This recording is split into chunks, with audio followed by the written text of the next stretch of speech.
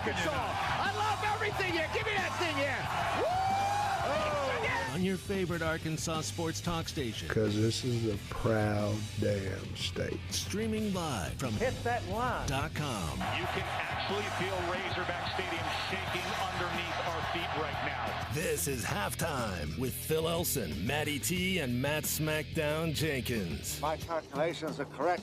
When this baby hits 88 miles per hour, you're going to see some serious... Stick this one in the electrical socket, folks. The Razorbacks have shocked the world. Arkansas defeats UConn. I have been waiting for this moment for a long time.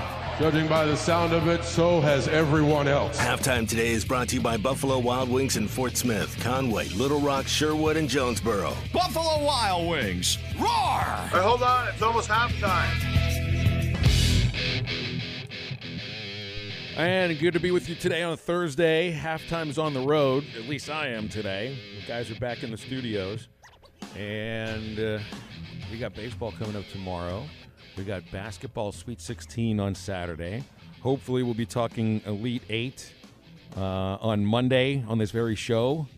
And the excitement is definitely beginning to build. 877-377-6963. Phil Elson with you here. Smackdown.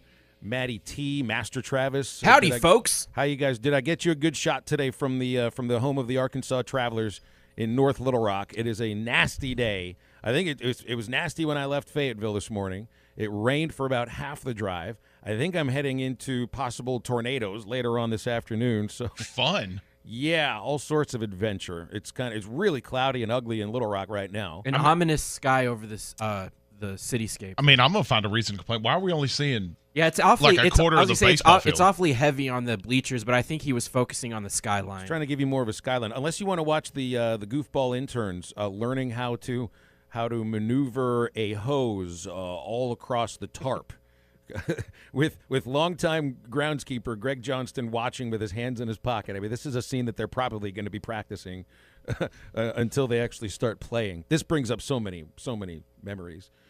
Just watching this unfold right in front of me here.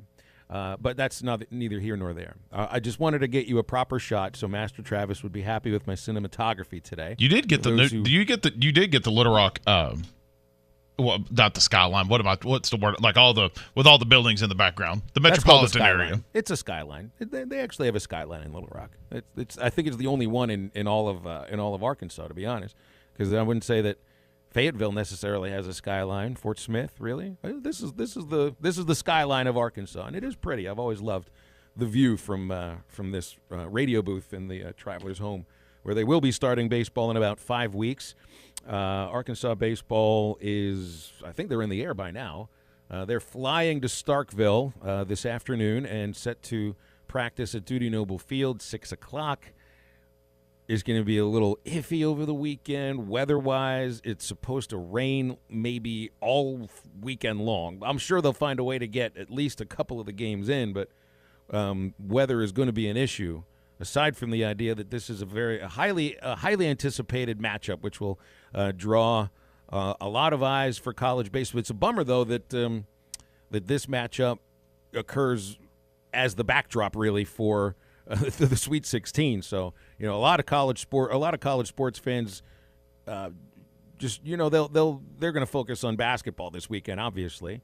And this is probably the best series over the first 2 months of the college baseball season. I'm probably being a little biased about it, but hey, it is a number one, number two versus number two, depending on what poll you're looking at.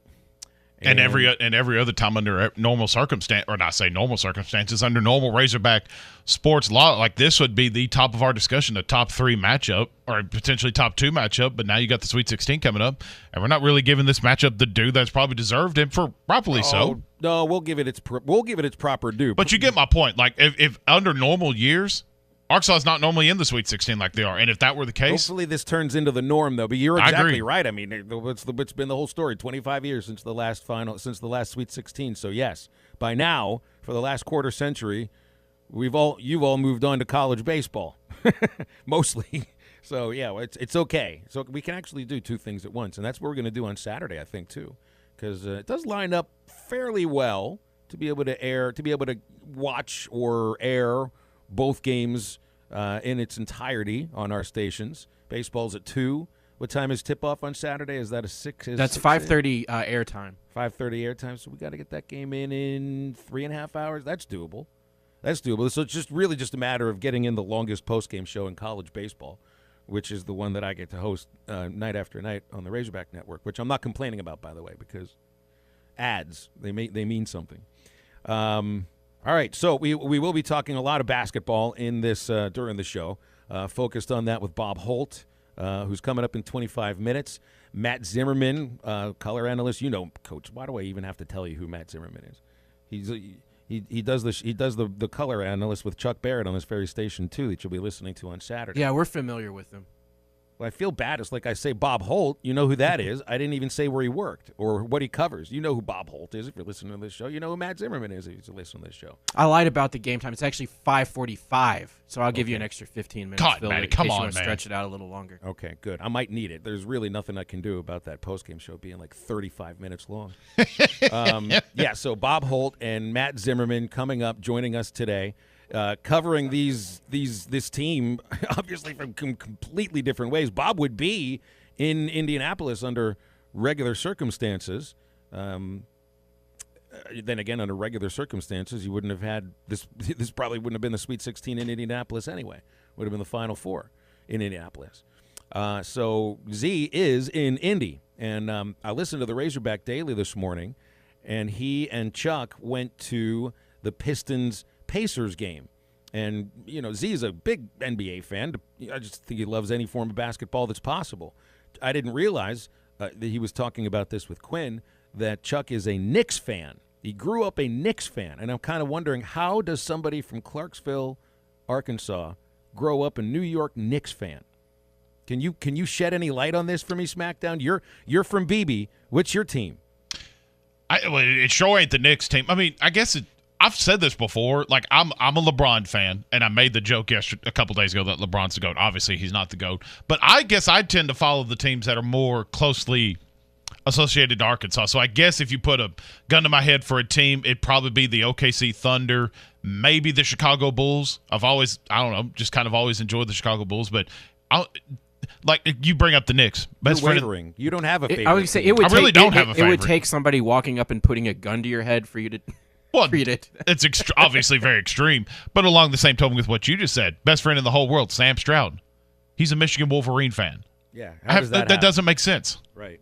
Well, I guess you're able to pick your teams when you don't have one that's close by that you really care about all that much. So yeah, they went to see the Pacers versus the Pistons at Bankers Life Field House. So I'm sure there must have been experience. I think that he said that's Chuck's first NBA game that he's ever attended. So that's also interesting. I mean, I grew up in Pittsburgh. I've been to a handful of NBA games. Have you been to? And we didn't have a team in Pittsburgh, obviously. Love NBA games. I've been to a few of them. You have? It looks like we got Cody on the line. I want to take his call before the break here. 877-377-6963 if you want to get in. And obviously, we want to test your temperature on Arkansas Oral Roberts. What you think about that game in the Sweet 16? Cody, you're on halftime. Hey, buddy, how you doing? Hey, I'm doing well, guys. It's been a while. Hope y'all are doing good. We begin to wonder if you ever wanted to call us again, my man. Hey, listen, it's not a matter of not forgetting about y'all or not listening to y'all. It's more about not even having time to pick up a phone to call into y'all. I've had to get more efficient, or I've had to put more time in at work. I'm not as efficient as I used to be, I guess. Fair enough. I see how happy you are at work, though, too. So that's something to be proud of. That obviously comes first for you. Oh, without a doubt. Well, my kids and my family, and then God, of course. But my work, I'm blessed. I can say that. But Arkansas and Oral Roberts, man, I think we can beat Oral Roberts. I think we all know that. And I think it's just a matter of us showing up and playing a good game. Who would have thought that we would have made the Elite Eight? Do you remember at the beginning of the year, though, where right when we started conference play, we had a couple bad losses? People are saying fire must and all that. And you look back at things like that, and you just look at it and you say, in life, if you'll just take a deep breath and let things unfold, it'll happen the way it's going to. When you have the right people in the right place, and you have somebody like Eric Musselman, Hunter Yurachek, Sam Pittman, when you have solid people that make you better day to day, it's just a matter of time. It's going to happen.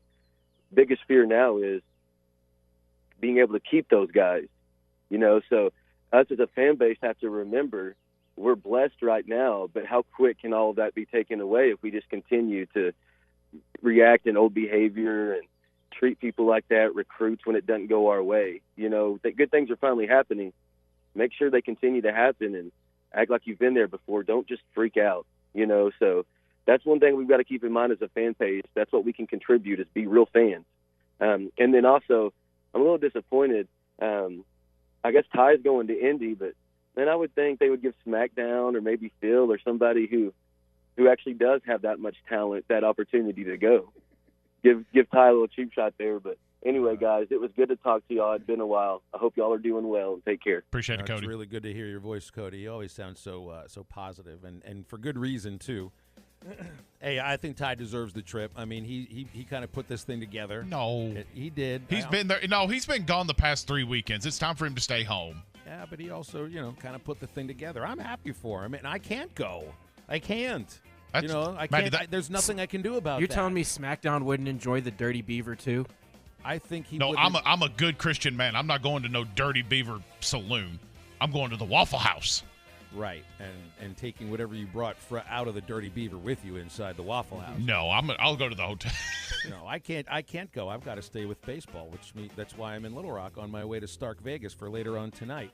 And that's why I'm hoping that when Arkansas does make it to the Final Four this year, and all you guys, or most of you, are in Indianapolis for the Final Four, I'm going to be at the Game Day Lodge all by myself. Me and Matty T are going to throw a party, and you're not invited. It's going to be risky business. Stay with us. The energy. Razorback fans want to make some noise. They're trying to take control of this ball game, and they are up calling the Hogs. The effort. Going to the basket, and he throws it down. And hello, dump. The enthusiasm. Forces a three, and it goes anyway. Wow, the win, he got it. He got it. He got it. Catch the 2021 NCAA tournament on your home for the Razorbacks. Only on ESPN 95.3 and hitthatline.com. It's Truck Month at Harry Robinson's Salisaw Ford, and all remaining 2024 trucks are at least $10,000 off. New 2020 Ford F-150s as low as $32,999. 2020 Ford EcoSports as low as $19,995. And 2020 Ford Mustangs as low as $24,995. Less than 12 2020 Fords remain, and they have to go. Harry Robinson's Salisaw Ford, 1 mile south of exit 308 off I-40 in Salisaw. What do you get when you pull into Tony's Tire Service? You get the best selection of tires for any car, truck, or commercial vehicle. Tony's Tire Service has Cooper tires and is ready to serve you to get you back on the road safely. They'll also get your vehicle fixed with brake replacements, plus an alignment with the best repair guy in the area. Tony's Tire Service has been serving the River Valley for over 34 years. Come let our guys replace your tires with Cooper tires and our service department to make sure the vehicle has the best brakes and alignments. Tony's Tire Service, 7200 South 28th Street in Fort Smith. Service you can depend on. Hi, this is Lindsay White with White Office Machines. For over 90 years, my family's been serving the greater Fort Smith region with the image industry's newest technologies, as well as providing superior customer service through long-term business relationships. As the area's only authorized Kyocera document solutions dealer, White Office Machines provides the best value with high-speed copiers and the latest multifunction printers. Stop by our office in downtown Fort Smith or in Russellville. Follow us on Facebook or go to whiteoffice.com. White Office Machines since 1929. Standard Materials Group has immediate openings for ready-mix drivers in the Northwest Arkansas area. If you have a CDL license without an automatic restriction and want to be home every night, want to work with a company that offers great pay, benefits, and a great team environment with growth opportunities, apply today at jobs.crh.com. Again, that's jobs.crh.com. Standard Materials Group is an equal opportunity employer. There's an old saying, the more things change, the more they stay the same. Hi, this is Scott at Calico County. 2021 is here, and no doubt a lot has changed in the last year. But something that has stayed the same is Calico County's award-winning food. Great portions that are fresh and always cooked from scratch. Something that we have changed is improved curbside service for those of you that don't want to fight the crowds. And of course, we will never change those great cinnamon rolls that everyone loves. So for breakfast, lunch, dinner, or catering, it's Calico County, just off Rogers Avenue, behind Randall Ford. Was your roof damaged by recent storms? Don't fall victim to out-of-town contractors and fly-by-night repairmen. Trust the local roofing professionals at Able Roofing. Call their local number, 474-0006, for a free roof inspection. Never trust something as important as the roofing system on your home to a storm chaser. Able Roofing, 474-0006, will work with your insurance company. Call now for your free roof inspection, 474-0006. Able Roofing, the hometown roofers. Fort Smith's best option for PCR COVID testing is fast, accurate, and delivers next-day results. Arkansas Zone Natural State Laboratories has a PCR COVID drive-through location at Community Bible Church from 8 till 1 Monday through Friday. No appointment is necessary, there's no out-of-pocket cost, and test results are available the very next day. Whether you've been exposed, have symptoms, need to travel, or just need peace of mind, PCR COVID testing is available Monday through Friday, 8 till 1 at Community Bible Church at 9201 Dallas Street from Natural State Laboratories. On the Road to the Final Four with the Hogs is presented by Forest Green Incorporated, Arkansas Scholarship Lottery, and Shelter Insurance agent Chris Dooley. Individual awards and all that, that's all cool, but I'm here for the confetti.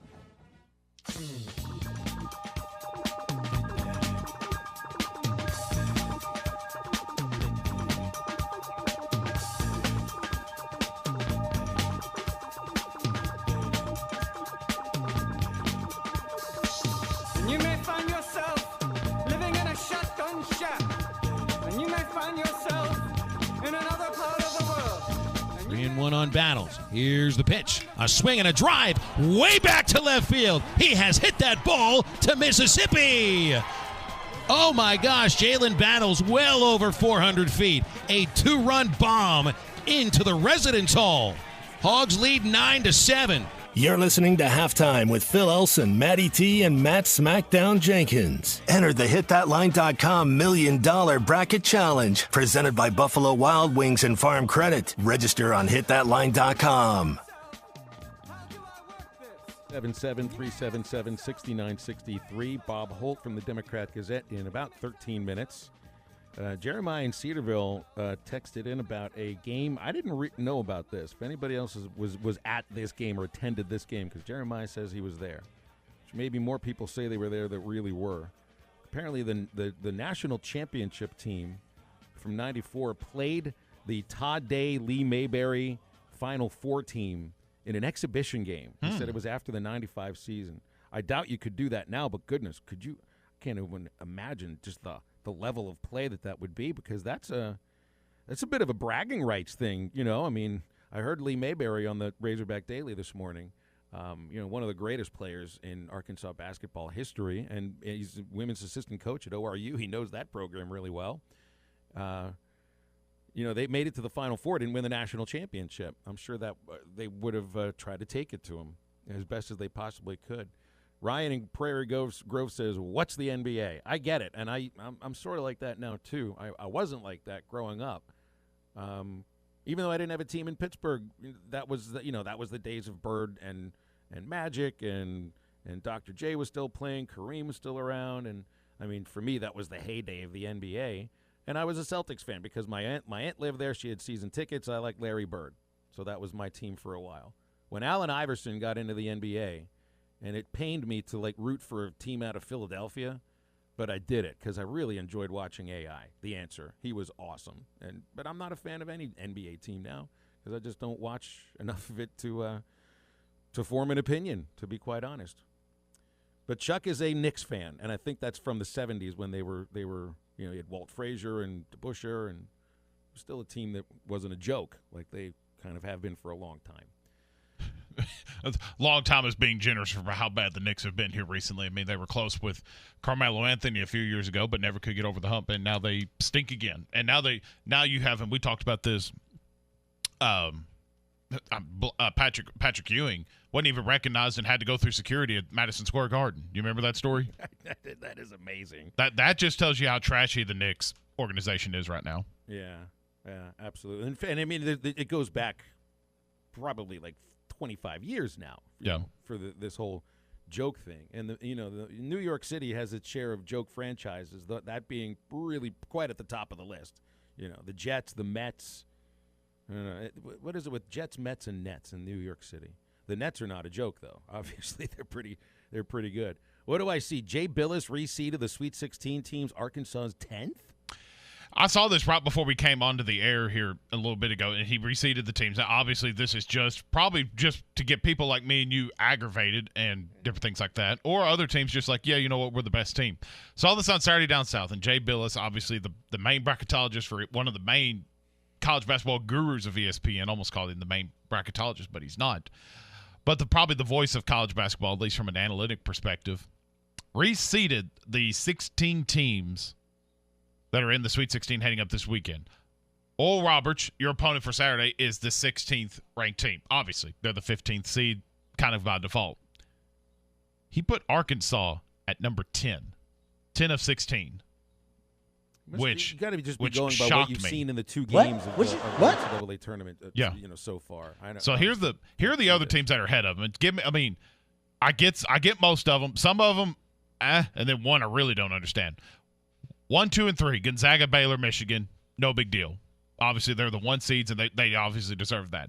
Alabama 4, Houston 5, Oregon 6, Florida State 7, USC 8, and Loyola Chicago at 9. Now, that definitely feels like a slight. But, that really does to me. Jay Billis isn't doing this to anger anybody. He's a pretty straightforward, honest kind of an analyst. So maybe he's seeing something here. What do you think it is that he's seeing? Do you worry about the tendency to fall behind early in games?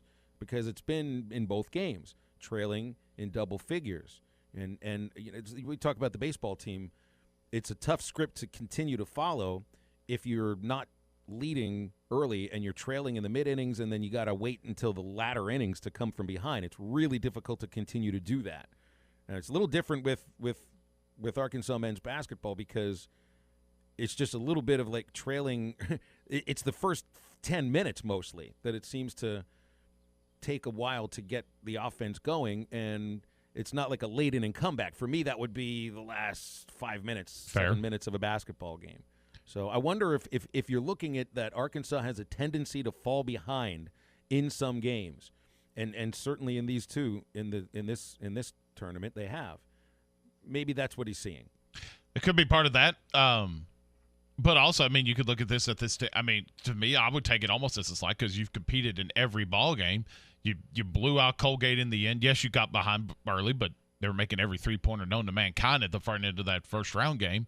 And then Texas Tech was just a good old-fashioned slugfest that it literally went down to the very last opportunity for a team to score. You happen to be on the good end of that. So you're right to an extent, but I also think it could be a little bit of a slight because you really mean to tell me that Loyola Chicago is better than Arkansas, or at least on paper better than Arkansas? Well, and one thing that I think that makes Arkansas better than the 10th seed if you reseeding the Sweet 16 is that they can turn themselves into a different kind of team almost any night, or even change, the way that they're playing during a game. That's part coaching. That's part buy-in by players. That's part roster management, the way that this roster has been built. We've seen. Look, they go up against a defensive-oriented team in Texas Tech and bang with them and beat them in the paint. They were tremendous defensively there, and they can get up and down the floor and run with a team that wants to run with them. And there aren't that many teams that can, amalgamize themselves in different ways to match up better against whatever opponent. Amalgamize. Do you hear those birds in the background, too? I do. It's beautiful. It's beautiful. It? But I think that's one reason why this is a special basketball team, really. Sometimes really is, they'll go small on you, and they'll run the floor, and they'll fire the three, and even small for them is still big guards. So when you look at these teams, like just say the top 9, obviously, we'll throw out 11 through 16. Take out Gonzaga and Baylor just for a second. They can compete with anybody, like Michigan, obviously Alabama. They can compete with Houston, Oregon, right? Like you'll go with that, right? They can compete with anybody on the 16-team list. Arkansas? Yes, absolutely. I think this is look when you're, and I believe when the players are saying this. Jalen Tate said it yesterday to the media. This is true. They're not looking at seeds. Jay Billis is going to re-Swede the seat 16, and nobody that's playing in that game or is going to be on the floor cares about the number that's next to the team because they're taking them that seriously. You know, Jalen Tate and Eric Musselman were asked yesterday about, you know, are you worried about taking this team seriously because they're a 15 seed? That's a little bit of a joke of a question, to be honest, I think, because at this point, if you know Arkansas basketball, you know how they prepare. You know how they are prepared. You know how they are coached. It is so obvious how much they have bought in to how they're prepared and how they're coached. So Jalen Tate says there is no number next to Oral Roberts. He's right. And I would any of these other teams look at Arkansas the same way? You betcha, because Arkansas is just as dangerous as anybody else right now. We're going to talk with Bob Holt after the break from the Arkansas Democrat-Gazette, and we're going to focus pretty heavy on basketball with Bob. And who was his NBA team? I'm going to wonder because he kind of bounces around between Detroit and Green Bay. We'll see. Here. When it came time for new gates and some fence repairs at my home, the Fence Man was my first call. The Fence Man does it all, from large commercial jobs to small residential repairs. Wood privacy fence, vinyl fence, commercial or residential chain link, even custom wrought iron fencing. 479-782-3936. 18 months, same as cash financing with approved credit is now available. If it involves fencing, the Fence Man does it. The Fence Man. He ain't afraid of no work. 479-782-3936. Now that's a dandy white perch. Big old slab. C'est bon, sacalé. One beautiful crappie. It's a paper mouse. Some serious crappie. Nice speck. We got crappie. They might go by different names, but all prefer the same thing. Bobby Garland, America's favorite. White perch, slab, sockeye, papermouth, crappie, speck, crappie baits. I call it dinner. This song might make you feel cool, but it perfectly describes a fool. I'm gonna take my horse to the old town road and gonna ride till I can't no more, and can't nobody tell me nothing. This path will only lead you to God's wrath, because the Bible says the wicked refuse discipline and treat his words like trash. What good is a nice beat when you're headed down the wrong street? I'm Pastor Heath from Woodland. Think about it.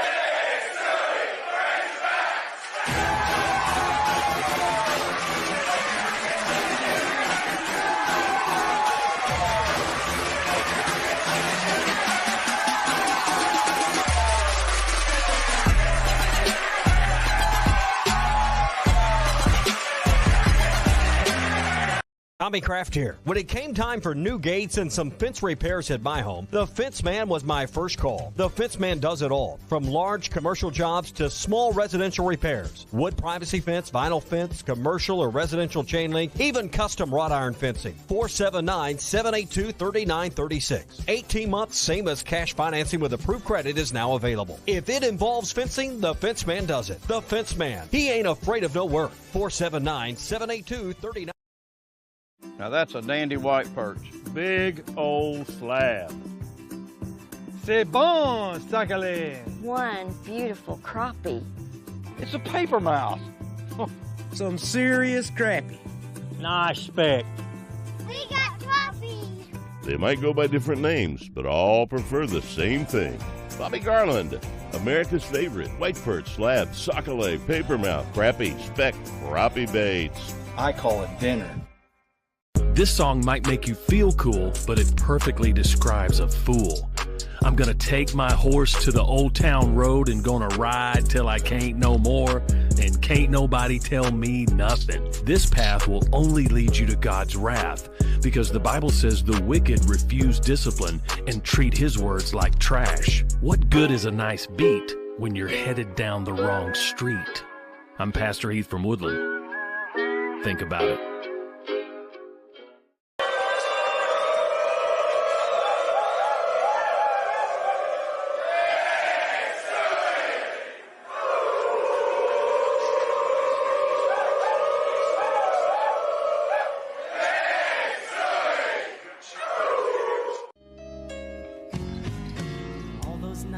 you've got no lights. The check is in the mail, and your little angel hung the cat. Note baseline drive feeds Ethan for another two-hand slam. Note with the assist, Ethan with authority. Hogs up 32-30. Note splits the double team, bounced it to Henderson, couldn't get the shot away, kicked it out. Davis to Note and a two-hand slam. The little 6'1" guard floats the baseline, throws it down with two hands. Find us on 99.5 and 1290 in Northwest Arkansas, 95.3 in Fort Smith and the River Valley, 96.3 in Hot Springs and Central Arkansas, 104.3 in Harrison and Mountain Home, and everywhere on hitthatline.com. Now, back to the guys. Here's Phil Elson, Matty T, and SmackDown. Bob Holt joining us, sports writer extraordinaire from the Arkansas Democrat-Gazette. We're going to get heavy into basketball here with Bob. But we did kick around a little early on the show. We'd found out this morning Chuck Barrett grew up a New York Knicks fan in the middle of Arkansas, and we're trying to figure out how that happened.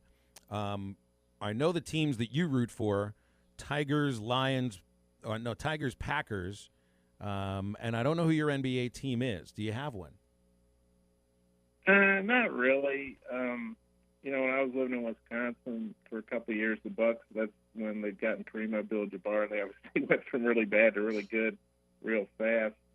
But, I like the NBA. I like watching the game. Obviously, it's the best players in the world. But I don't really have a team that I pull for specifically. I guess now, I like to watch and see how, former Razorbacks like Bobby Portis and Patrick Beverly and Isaiah Joe, Mason Jones and guys like that are doing now. But, yeah, I guess I just never really picked an NBA team as a kid. And I think as you get older, it's hard to adopt a team. I think that's probably something you need to do when you're younger. Yeah, that's true. You grew up with it, that's for sure. Let's talk this matchup with Oral Roberts on Saturday.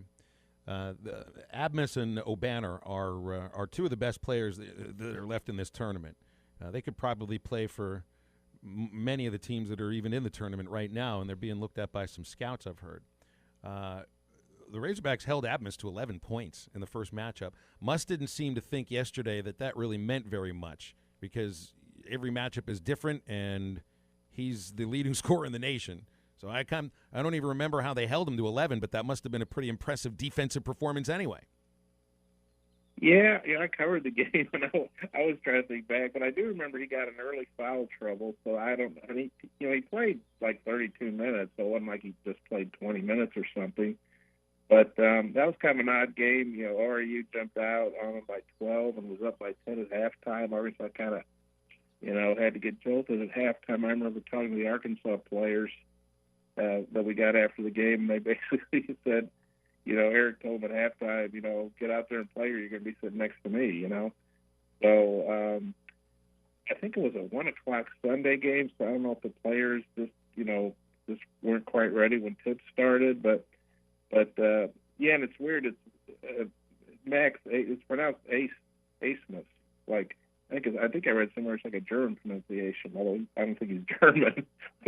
Maybe he's of German descent, but yeah, he had 11 points, and he scored 8 the game before, but I can't remember the name of the team. It was like a D2 team that they played because they were playing Oklahoma. I think they played in between playing Oklahoma and Arkansas, so he barely played in that game because they were trying to obviously rest guys up for Arkansas. So really you can make the point that Arkansas, of all the teams he played significant minutes, held him to the fewest points. But that game was 3 months ago. Obviously, I'm sure he's evolved as a player.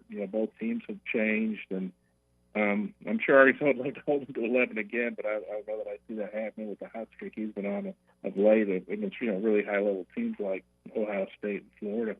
That's right, and that's why I'm not buying any narrative of third seed team not taking 15 seed team seriously, especially when, and I love Tate's answer yesterday to the question. You got a guy like Jalen Tate, someone like J.D. Note, who came from mid-major programs, and they're playing against the mid-major program that is having the Cinderella story that all of them dream about when they go to a place like Jacksonville, when they go to a place like Northern Kentucky.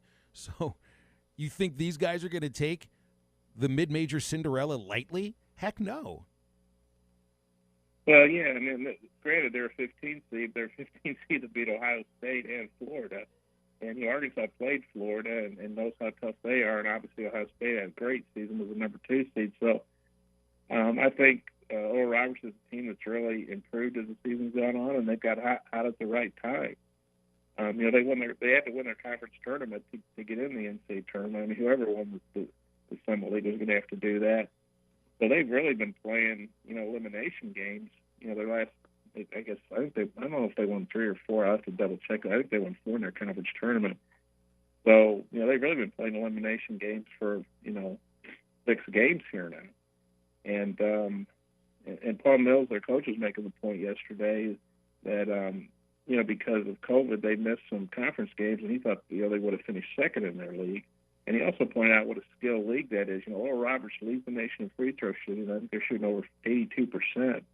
They have a shot to break Harvard's record, I guess, which is, I think they're within 1% or something of that. So if you're Arkansas, you definitely want to follow these guys and put them on the line. They shoot threes really well. And Paul Mills made the point. He was asked about the Summer League, and he quoted all these stats about, how well they shoot, not just Oral Roberts, but everybody in the league. And so I think he was making the point, hey, this league is better than people think, and they're very skilled. And so, yeah, I think if people think, this Arkansas has got a cakewalk to the Elite Eight because they're playing a 15 seed, that's not going to happen. I mean, I remember back in '95, Arkansas was a 2 seed up in Austin against Texas Southern, a 15 seed, obviously, a 2-15 matchup. Arkansas in that game 79-78. And as I recall, there was a Texas Southern player on the line, free throw line late, that had a chance to tie it, maybe even put them ahead. So, you have to give Oral Roberts a lot of respect, a lot of credit, and I think it'll be a very tough game for Arkansas. Bob Holt joining us here on Halftime. Bob, when you look at the previous stat box, with the previous matchup with Oral Roberts, and now you fast forward to here, there were 2 glaring omissions from that box score. You only saw Devo Davis play 8 minutes of action and only 1 minute. 8 minutes of action, 1 rebound, 3 fouls for him, and no Jalen Williams in that ball game. You fast forward to now, both those guys have much more defined roles and mean a whole lot to this basketball team now. So do you think heading into this Saturday that those 2 guys alone is enough to result in a Razorback victory, or is it going to be a little bit more difficult than that? Well, I mean, like I said, 3 months ago, that's an eternity in a college basketball season. And you're talking about 2 true freshmen. So those guys have really made a big jump. And obviously, Devo Davis, I think he started the last 12 games, and Jalen Williams has played a key role, started the last game. Eric mentioned yesterday, he might shuffle the lineup again, and maybe they'll go even smaller, maybe bring Jalen off the bench to spell Justin Smith. I don't know. But, those 2 guys have obviously made a big difference in Arkansas, made Arkansas a different team from back then. But I think ORU's a different team too, so I wouldn't say just because those 2 guys are playing more that's good for Arkansas. But again, I think it's going to be a very tough game. Is there anyone, amongst all the March Madness teams left among these Sweet 16 teams, is there anyone that's playing better than Justin Smith right now? The dude just seems like he's in such a rhythm right now, playing at the top of his game right now, and possibly, Bob, and it depending on how May goes for the NBA Combine, playing himself into the NBA draft to being maybe a mid to late second-round pick. I don't think there's anybody playing better than Justin Smith right now. Yeah, I haven't gotten to see all the games. Just either I'm working or flipping around. Obviously, Gonzaga's 3 star players are playing pretty well, and these 2 ORU players, A. Smith and Avenor, they played every minute, including overtime. So they played all 85 minutes of their 2 games, and they're both averaging, I think, north of 25 points. So they're obviously playing real well. But yeah, Justin Smith's playing great. I don't think there's any doubt that not just these 2 tournament games, but probably the latter part of the SEC season, where he was playing against a bunch of NCAA tournament teams too, like Alabama and LSU and Missouri and Florida. There's no doubt he's raised his stock. At 6'7", he's just such a versatile player. And, if he could hit his 3-pointers a little bit better, that would help. But I bet that's something he really works on here after the season. And, I certainly could see him being a second-round pick, or if not, somebody's going to get a steal in free agency and be really glad they got him. Eric, obviously, Musselman obviously knows a lot about the NBA, having coached in the NBA for a long time as a head coach and assistant. So he said, they're getting a lot of calls about Justin Smith from NBA teams. So, yeah, he's really, really helped himself. And obviously he's playing well, whether it's scoring, rebounding, defending, passing. He's really doing it all. And he has been for a while now. Couple more minutes here with you, Bob, before I throw it back over. Phil, I've been asking a lot of people this because I'm 28. Technically, I was alive the last time the Razorbacks made a Sweet 16, but obviously don't remember any of it. And everyone I've talked to has kind of been talking about just the difference in the excitement feel when the Razorbacks were last in the Sweet 16. What about you? What do you remember from the last Sweet 16 appearance from 96?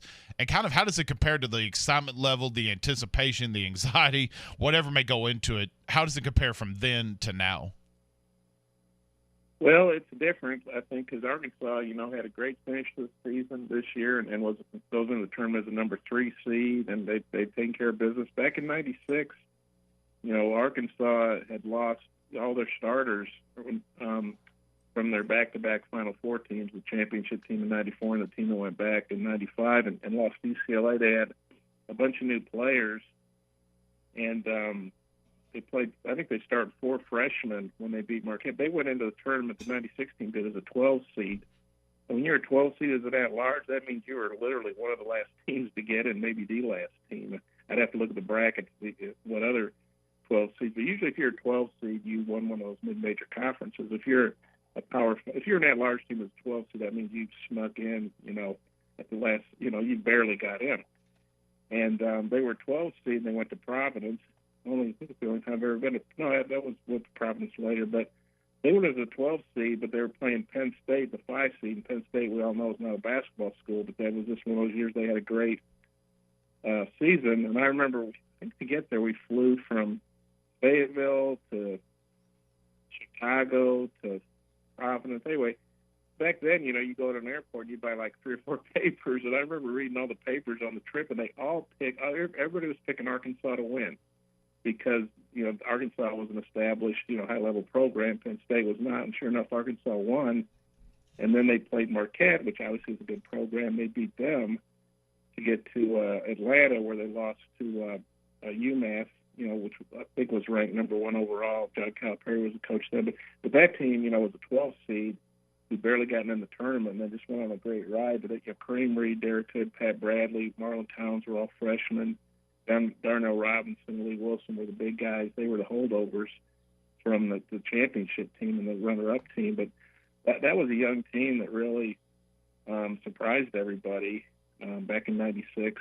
And I think this team, I think fans obviously are enjoying the ride, but it hasn't been a surprise that Arkansas's won these 2 games. So that's kind of a difference there to me. Yeah, it definitely seems a lot different for sure. Bob, we got to run. Appreciate you. Hopefully next week we're talking about Final Four. Okay, you guys take care. Thanks, Bob. You got it. That is Bob Holt, our very good friend from the Arkansas Democrat Gazette. Great place to watch Arkansas baseball or basketball over the next few days would be Joe's Grill and Cantina. And you know why it's like that, fellas. It's because any Razorback game, it's half price, apps and taps during any and all Arkansas Razorback basketball games, baseball games, like Phil said. Anytime the Hogs are playing, it's half price, apps and taps at Joe's Grill and Cantina. Also, make sure you get over there today on a Thursday, All-American Thursday at Joe's Grill and Cantina. Barbecue pulled pork sandwiches starting at $7. Classic burgers over there at Joe's Grill and Cantina starting at $7. And all domestic long necks starting at $2.50 at Joe's Grill and Cantina. 3400 South 74th Street is the address for Joe's Grill and Cantina. Give them a call at 479-478-9600. Joe's Grill and Cantina is the place to go for Arkansas Razorback sports. Hey, SmackDown, I'm going to take your orders for the dairy from Mississippi State. Stay with us. Save more than $1,000 over the next 2 years when you make the move to Dish with World of Wireless. Call 877-305-DISH for all the details. Come by and see us right there. What my friends Jason and Sarah Everett have to offer you at the Game Day Lodge. A pool table, the poker table, bago, arcades, private basketball court. There's an outdoor pool and also a heated indoor pool open year-round, just a few steps away from Game Day Lodge. Game Day Lodge is just a 5-minute drive to Moonshine Moonshine Beach on Table Rock, and just a 5-minute walk down to Table Rock Lake. 10 minutes from Silver Dollar City. This lodge has 10 bedrooms, 9 bathrooms, 2 laundry rooms, 2 fully equipped kitchens, and 17 televisions. Plus an outdoor fire pit when it gets chilly outside. Game Day Lodge features some of your favorite teams, including Arkansas, Dallas, and Kansas City. Just search Game Day Lodge on Facebook, Twitter, and Instagram. You can make a reservation by just emailing them. reservations@lakelodges.rent or check them out on Airbnb and Vrbo. Game Day Lodge is your #1 destination for family weekends, golf trips, Arkansas away games, corporate retreats, and so much more. Game Day Lodge in Branson. You'll never want to leave.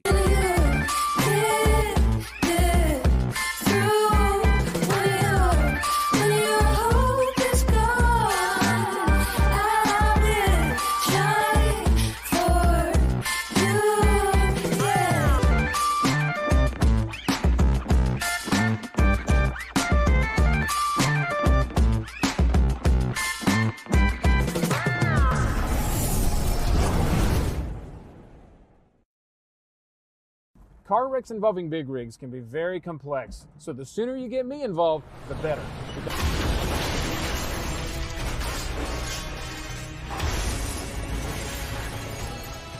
This is why you need to have my number in your phone, because this could be you.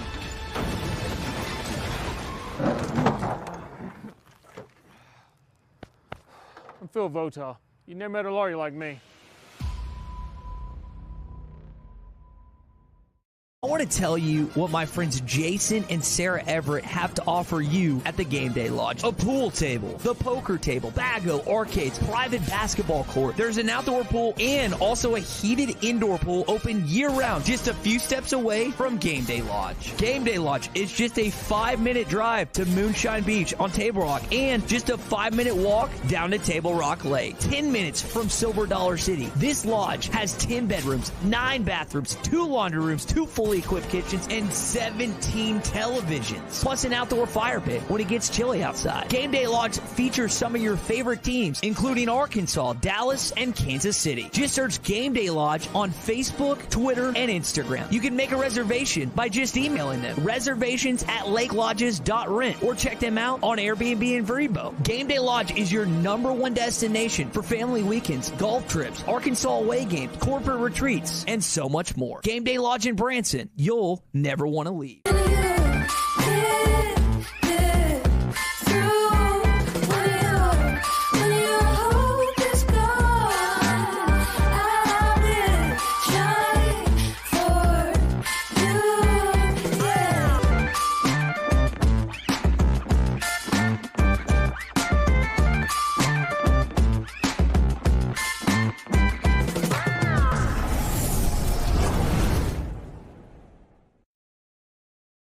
Car wrecks involving big rigs can be very complex, so the sooner you get me involved, the better.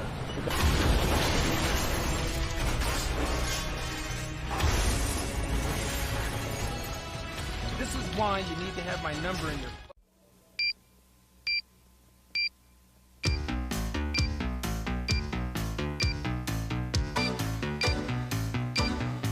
I finally made it to med school. Somehow I made it through. I'm just an intern. I still make a mistake or two. Pitch to Goodhart. Here it goes.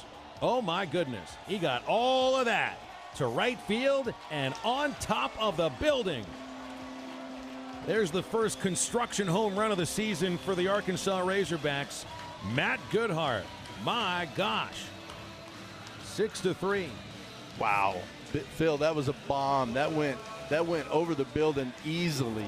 Need a little bit more halftime in your life? Make sure to download the Eastside Liquor Halftime Podcast. Eastside Liquor in Fort Smith has the best deals in the River Valley on liquor, beer, and wine. Stop by 9390 Rogers Avenue in Fort Smith and make sure to check out their Facebook page for weekly specials. The Eastside Liquor Halftime Podcast is part of the Hit That Line Podcast Network and is available wherever you listen to podcasts. That time of the year, I got my bags perpetually packed, pretty much living out of a suitcase even at home. And I want to stay packed at least through the national championship because I'm going to be going to the Game Day Lodge in Branson with the guys. Maybe, unless a bunch of you have to go to the national championship in Indianapolis, then Matty T and I will just have ourselves a little risky business party. What this could, is the place what to could have possibly go wrong with a 2-night vacation with Phil and Matty T in a 19-bedroom place? By risky business, do you mean we're going to be sliding across the floors in our underwear to please old-time rock and roll? Please, God, please. I'm not putting any expectations in front of it. I just know we could have ourselves a pretty crazy party, and maybe we'll have 2 weeks to plan for it or close to it. Yeah. They got 2 kitchens, 2 laundry rooms. We're going to have to do laundry with what we're going to plan, I'm pretty sure. Got an outdoor basketball court, heated indoor swimming pool, a sauna that's open year-round, and it's walking distance to Table Rock Lake, 10-minute drive to Silver Dollar City. You can get a look at this. We've been talking about it. You really got to get your eyes on it, on the Game Day Lodge. Search for the Game Day Lodge on Facebook, Twitter, and Instagram. You can rent it on Airbnb and Vrbo. Big-time Razorback fans, Jason and Sarah Everett, have built this thing. And it is gorgeous, and I can't wait to have a party there. Yeah, you heard the Goodhart home run on the comeback here. That was from last night's Razorback victory over the Memphis Tigers, a 9-4 final score. Goodhart broke out with 4 base hits, including maybe the longest home run of the season. I don't know. It's tough to tell. There's the one that Slavens hit in Texas that was a laser into the visiting bullpen in right center. That was impressive. Battles hitting it off the dormitory in left field in Ruston, well over 400. And then last night was the first ball that cleared the J.B. and Janelle Hunt Development Center in right field. So I thought it landed on the building just because it disappeared and I couldn't quite tell.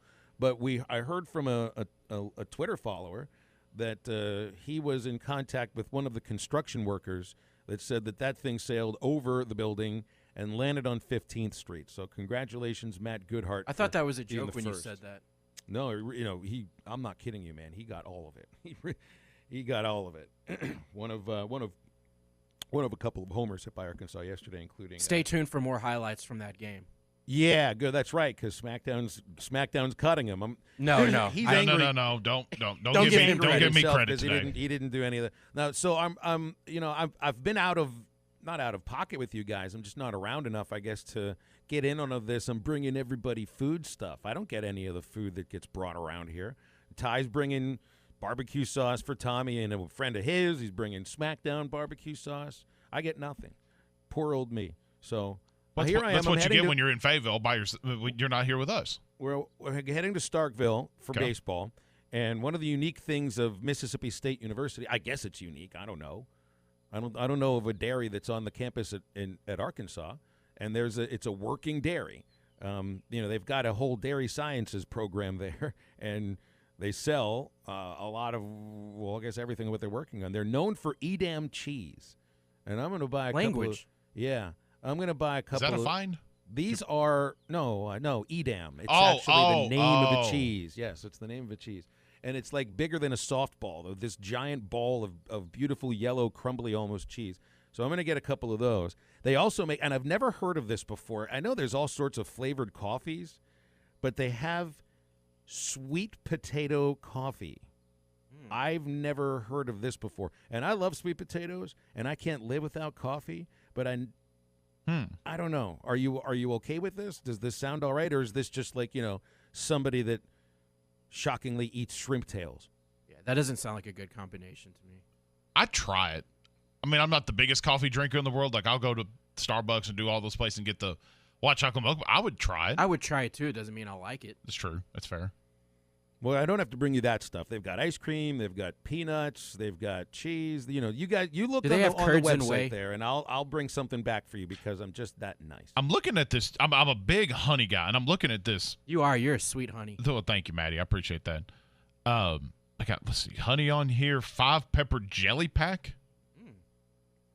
But do you really go to a dairy to get honey? Jalapeno, bell, Thai, cayenne, and habanero pepper jelly. No, that's a lot in a jar right there. Maybe a little bit too much. Too much in the jar? Yeah. Let's look at these cheeses right here. I hadn't got to the cheese spread yet. The muscadine ripple ice cream. Doesn't that sound good? I mean, that's the sort of, you want something that's unique. That sounds unique. But how are you going to bring sweet something potato back coffee that's frozen? That's true. I didn't bring my mobile freezer with me, unfortunately. Just blow on it and keep it cold. Is that how it works? It's going to be a unique trip. Unique, at least for now, I guess, because Dave Van Horn referred to this in the Zoom yesterday after Arkansas's win. Mississippi State is going to be flinging the gates open, welcoming a completely full house. This is the largest stadium in college baseball capacity-wise, as far as I know. I think they can get 13,000 in there, if not a little more. Yeah, I know we can probably get close to that at Baum, even, like a sardine tin if you did that. So this will be the first sporting event that I've been to, which is at 100%. And they're probably going to find a way to get it to 110% just because it is that big of a series. All right, I found what I want. It's called the Hunter's Gift Pack. It's spices. Now, all right, did I have to put like a dollar figure maximum here? I am curious, how much does it run for? So it's let me read it to you. The Hunter Spice Pack contains redneck barbecue and wild game seasoning and gunpowder and 3 Gunslingers West steak dust. It's a seasoning pack. Okay. It's $20. Okay, all right, Gunslinger, you got it. You got it, boy. That way it's easy for you to haul back, and you don't have the temptation of eating cheese or ice cream anywhere back. Well, I'll tell you what, I would eat your food just because. Statute of limitations. Yeah. I was a food delivery driver before the internet took hold, and we actually had to communicate over radios. And I might have eaten a couple of fries here and there. I might have eaten a piece of calamari. You can never take a bite out of somebody's cheeseburger, pizza, or anything like that. You can't. You can't leave. Well, that doesn't mean you can. But did you? No. Okay. No, I would never do that. I would only make sure that they couldn't find out that I actually did eat there. You got to make sure. Good criminals know how not to get caught, right? 877-377-6963.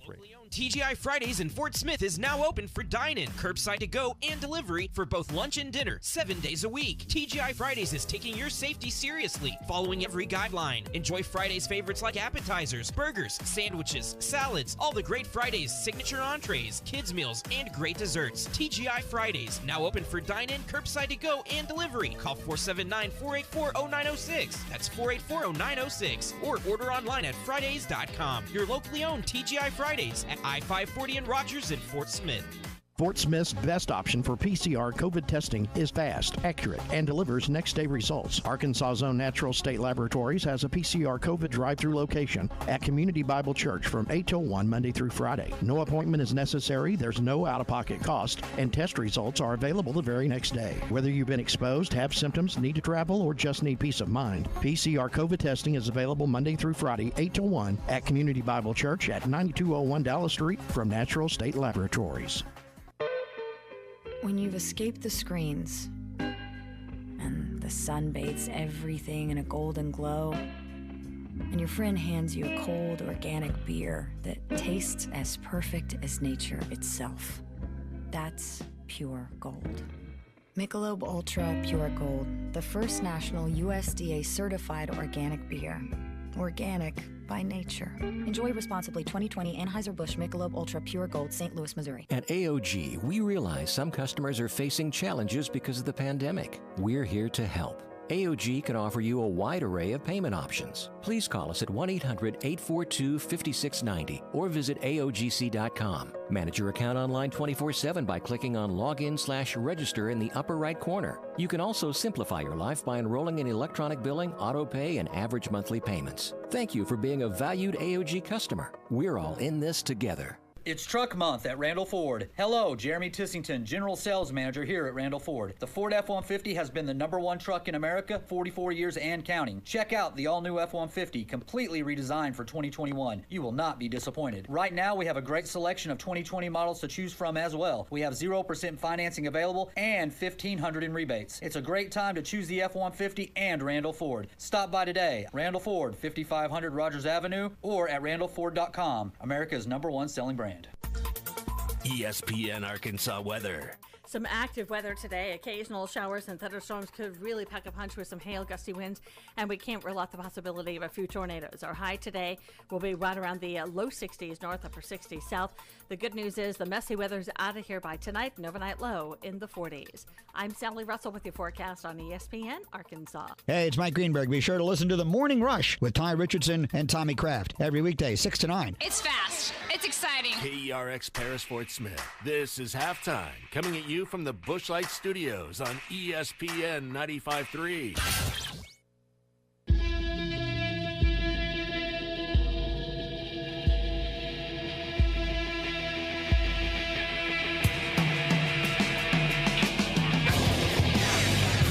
Live from the Busch Light Studios. I love Arkansas. I love everything here. Give me that thing here. Woo!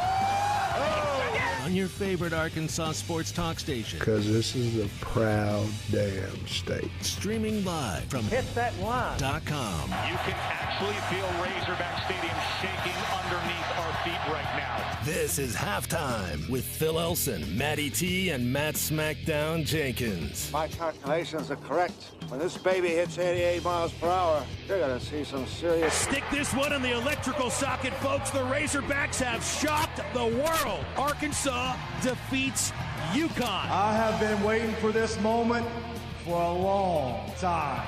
Judging by the sound of it, so has everyone else. Halftime today is brought to you by Buffalo Wild Wings in Fort Smith, Conway, Little Rock, Sherwood, and Jonesboro. Buffalo Wild Wings. Roar! Hey, hold on. It's almost halftime. Into the second hour of halftime here. I'm so excited about halftime homework later on because I don't have to do a darn thing for it. I am more excited than anything that I didn't have to scold me. I don't know if I'm I would. proud of you, SmackDown. I don't know if I would have put you in suspension or detention, or if I would have just had to kick you out of school if you would have just openly scoffed at your homework that had been assigned to you. 3 assignments that you hadn't done, and finally one of them gets done. So I'll give you an attaboy instead of a you should have been doing it already. He made me proud because also you had one of your streaming services logged in here, and I noticed that They Live is also in your to-be-watched movies. To be watched, yes. So I'm adding everything. Probably what we need to start doing, just because I don't want to pay for things. Whatever homework assignments that you guys assign me, like we have to provide a DVD or something, or just find it on HBO Max or Peacock. Which, by the way, I've said this before on the show. Huge fan of Peacock. Peacock is fantastic. Is it your favorite app now for streaming? Because I think now it is mine too. Because now I've gotten into the 3rd season of The Office all over again, and it is funnier the second time around. Well, we watched The Aristocrats for last night, and then turned on The Office to get some good humor in my mind instead of like. Well, we'll save that for later on in the show. Maybe I'm just. This is a preview for halftime homework. Maybe I'm just happier of the choice of what you decided to do for your homework, which was watch The Aristocrats with Lady SmackDown. And all I wanted to do was hopefully, you don't have to say if it happened or not. I'm just hoping that it made you both blush. Oh, it and did. We'll get into that later. No, you don't have to get into it right now. That's for I later. also got, because we'll carry that into the conversation. Also, one of my favorite musicians' birthdays is today. I'm going to save that for halftime homework as well. It's Barry Manilow's birthday again. Hey now. Oh, that's easy. No jokes man. on Barry Manilow here. That's one of my heroes growing up as a kid. I'm not kidding about that either. It's the truth, yes. I grew up, first live concert of my life was Barry Manilow. Barry Manilow. That's right. You want me to get a fine for it? Barry freaking Manilow. Whoa. Right. Now, it's been a while since I was like really into Barry Manilow, but I knew the words to Mandy. Whoa. I knew the words to. What about Copacabana? To Daybreak. Of course, I knew the words to Copacabana. Everybody in the '70s knew the words to Copacabana. I did it 2 years old. So defensive. It's true. I knew all the songs. I knew I write the songs. I knew the lyrics. What so was I write it? The song. What is it? I'm being completely genuine because I'm other than Coco Cabana and maybe a couple others. Like, what is it about Barry Manilow that like That's good or bad? Which one do you want? His great fashion sense. Good news and the bad news. There's a flamboyancy about him that you just have to buy into, and he's been. I mean, he's been you're out one of of the the most closet for a long flamboyant people time. I know. Well, he's been out of the closet for a long time, but he was in the closet for quite a while during his career. But yet he still was openly flamboyant, and that was just something that you bought into when you went to his shows and listened to his music. And I mean, a lot of it is it's all love songs, really, and And some people like that. My dad is a sap, okay? And as a child, you think I had any choice in what I was listening to at the age of 2 or 3? No. So, yeah, I heard plenty of Barry Manilow and Dan Fogelberg and Kenny Loggins and Messina and Yes and America. And, yeah, my parents were hippies, man. Well, I'll just, to prove my age, I mean, I know Barry Manilow, I know Coco Cabana is a Manilow song. Only reason I know the song is from Friends. Well, it's like the only song most people know of his, but it's okay. There's a lot of other ones that are good, too. In 7th grade, I know he's not your favorite. You lip sync? Yeah, it was some school production, and I had to memorize the lyrics and lip sync it. Can you do it right now? No, he can't. Trey, you don't even need to. You don't need to worry about that. I was asking Maddie that question, not you. Yeah. Well, he had the right answer. No, I was answering for him, and probably for the listeners too. So well, it's not like Maddie's going to be singing. It's just a lip sync. The series with Mississippi State. I'm just going to go into baseball here. The series with Mississippi State is interesting, and always is. Always is. Do you know that there's been a sweep? It has been a sweep every year since 2016. That's 16, 17, 18, 19, 4 consecutive seasons that Arkansas and Mississippi State have played each other. It's been a sweep, and it's been the home team that's done the sweeping. In 2016, that was the year Arkansas had their worst team under Dave Van Horn, finished dead last in the division.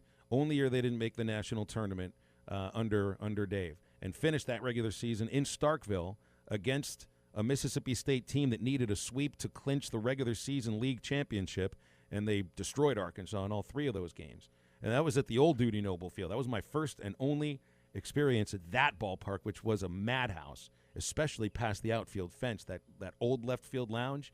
There's never been a place like it. If you watched any of the Louisiana Tech games and thought what you saw in left field was nuts, multiply that by 5, and you have the left field lounge at Dudy Noble Field. Now it's different. They still have a left field lounge, and it's the whole outfield, but it's part of the ballpark instead of being on the other side of the fence. It is on the other side of the fence, but it's actually part of the ballpark, and it doesn't look like a broken down, really like an auto dump, because that's what the left field lounge used to look like.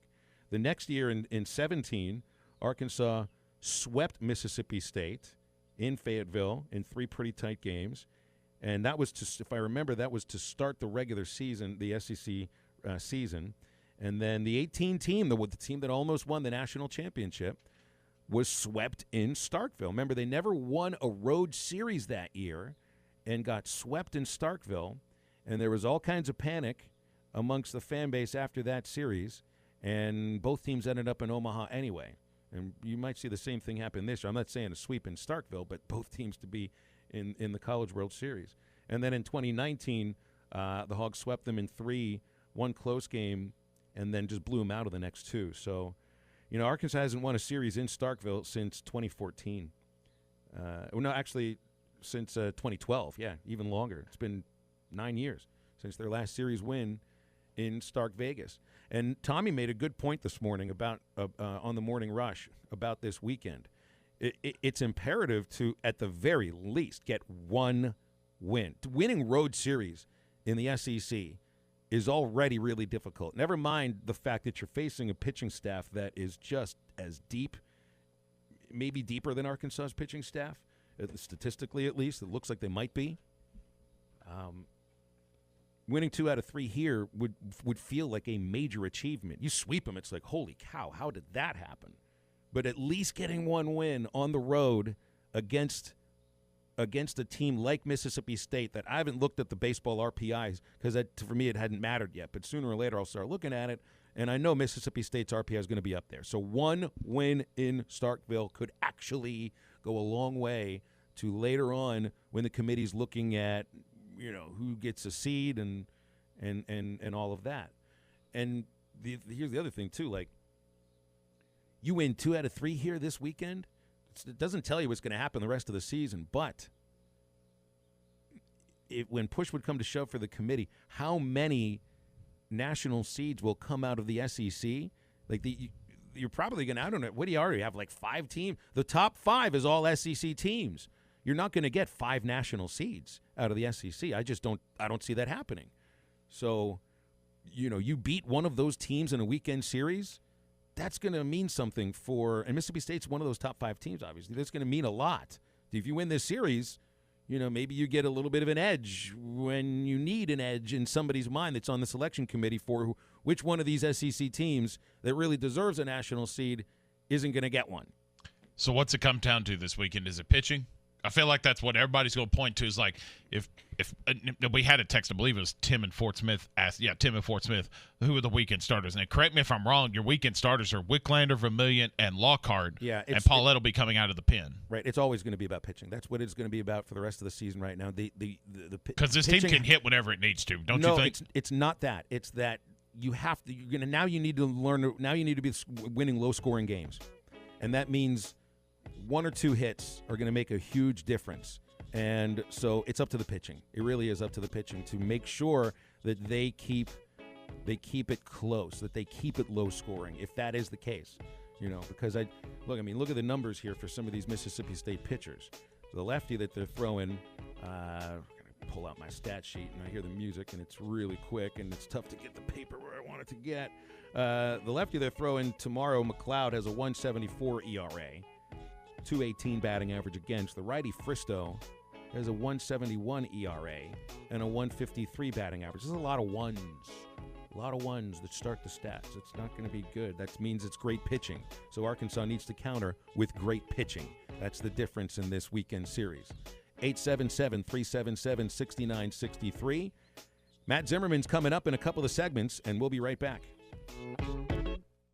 When it came time for new gates and some fence repairs at my home, the Fence Man was my first call. The Fence Man does it all, from large commercial jobs to small residential repairs. Wood privacy fence, vinyl fence, commercial or residential chain link, even custom wrought iron fencing. 479-782-3936. 18 months, same as cash financing with approved credit is now available. If it involves fencing, the Fence Man does it. The Fence Man. He ain't afraid of no work. 479-782-3936. Now that's a dandy white perch. Big old slab. C'est bon, sacalé. One beautiful crappie. It's a paper mouse. Some serious crappie. Nice speck. We got crappie. They might go by different names, but all prefer the same thing. Bobby Garland, America's favorite. White perch, slab, sacalé, paper mouth, crappie, speck, crappie baits. I call it dinner. This song might make you feel cool, but it perfectly describes a fool.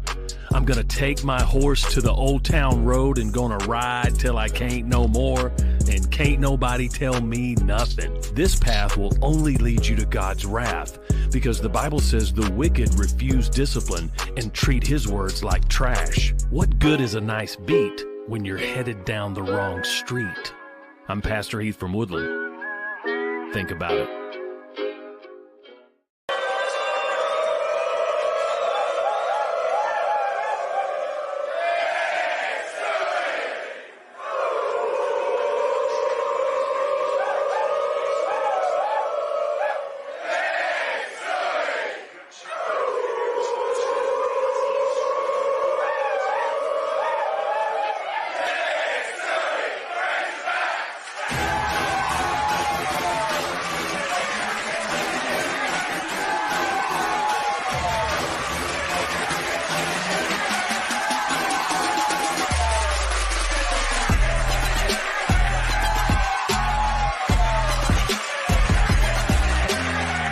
Tommy Kraft here. When it came time for new gates and some fence repairs at my home, the Fence Man was my first call. The Fence Man does it all, from large commercial jobs to small residential repairs. Wood privacy fence, vinyl fence, commercial or residential chain link, even custom wrought iron fencing. 479-782-3936. 18 months, same as cash financing with approved credit is now available. If it involves fencing, the Fence Man does it. The Fence Man. He ain't afraid of no work. 479-782-3936.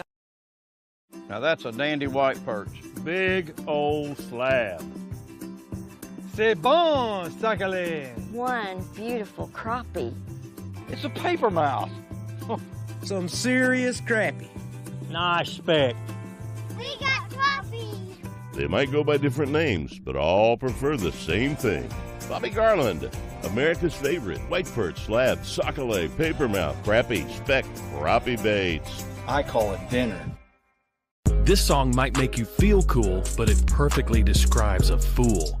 I'm gonna take my horse to the old town road and gonna ride till I can't no more, and can't nobody tell me nothing. This path will only lead you to God's wrath, because the Bible says the wicked refuse discipline and treat his words like trash. What good is a nice beat when you're headed down the wrong street? I'm Pastor Heath from Woodland. Think about it.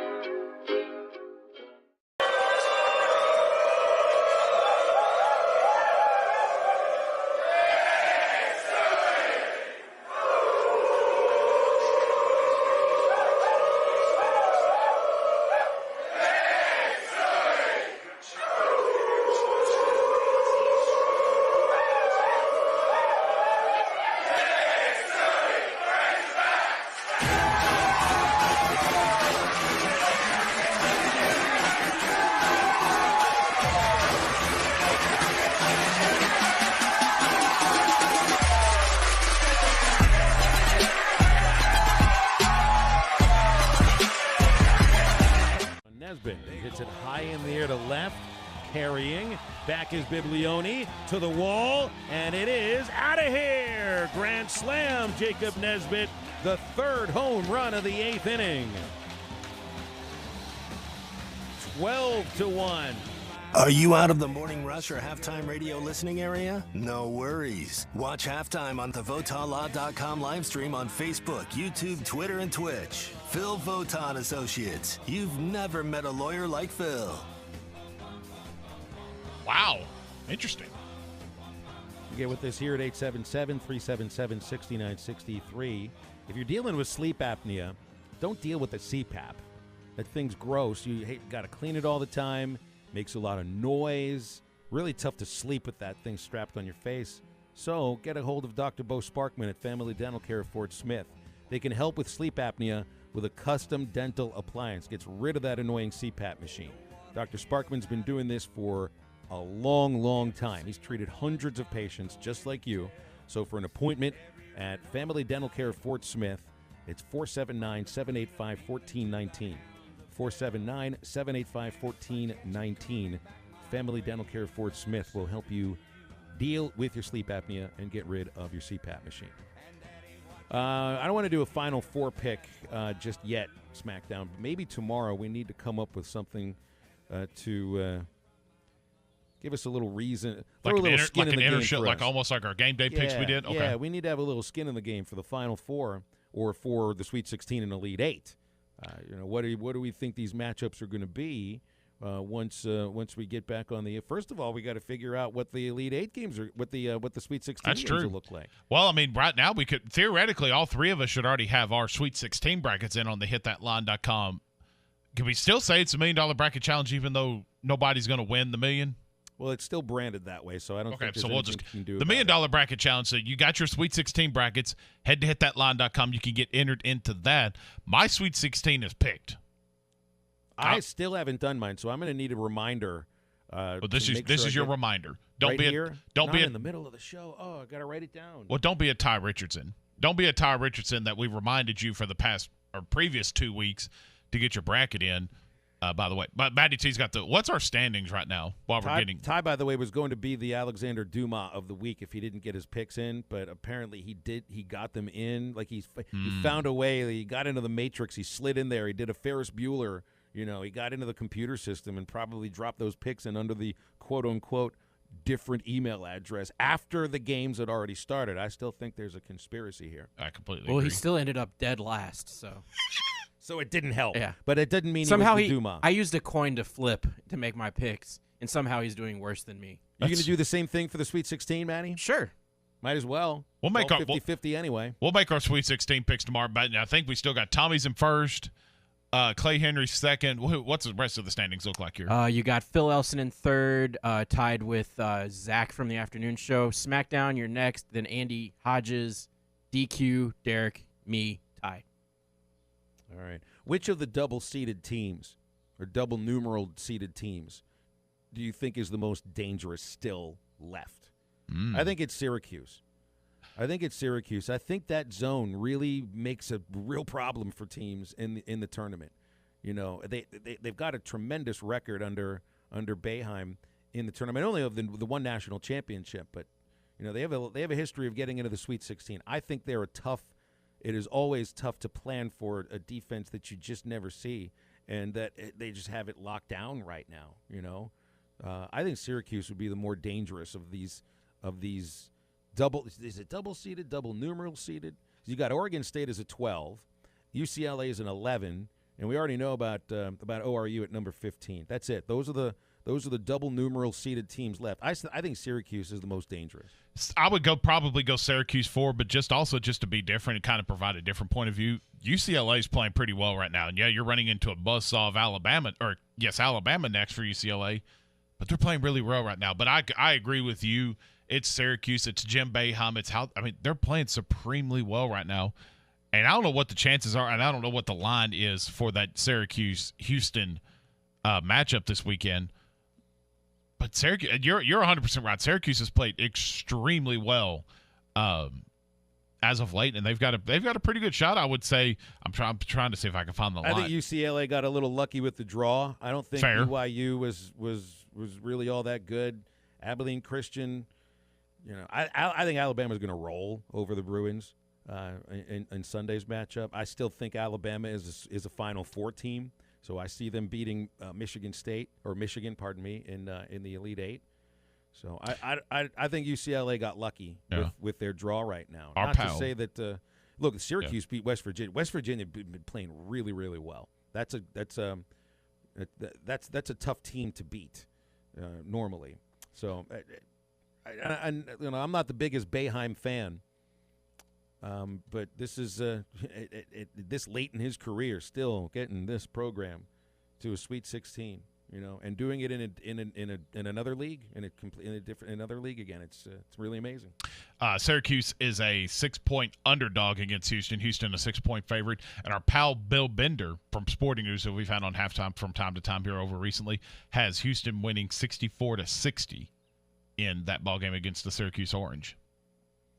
All right. B.E. said, he was listening to the baseball broadcast. Yeah, Bubba asked me about the other Phils because I don't remember how we got on that. Oh, that's right, because, Memphis has a Braden Webb, and so does Arkansas.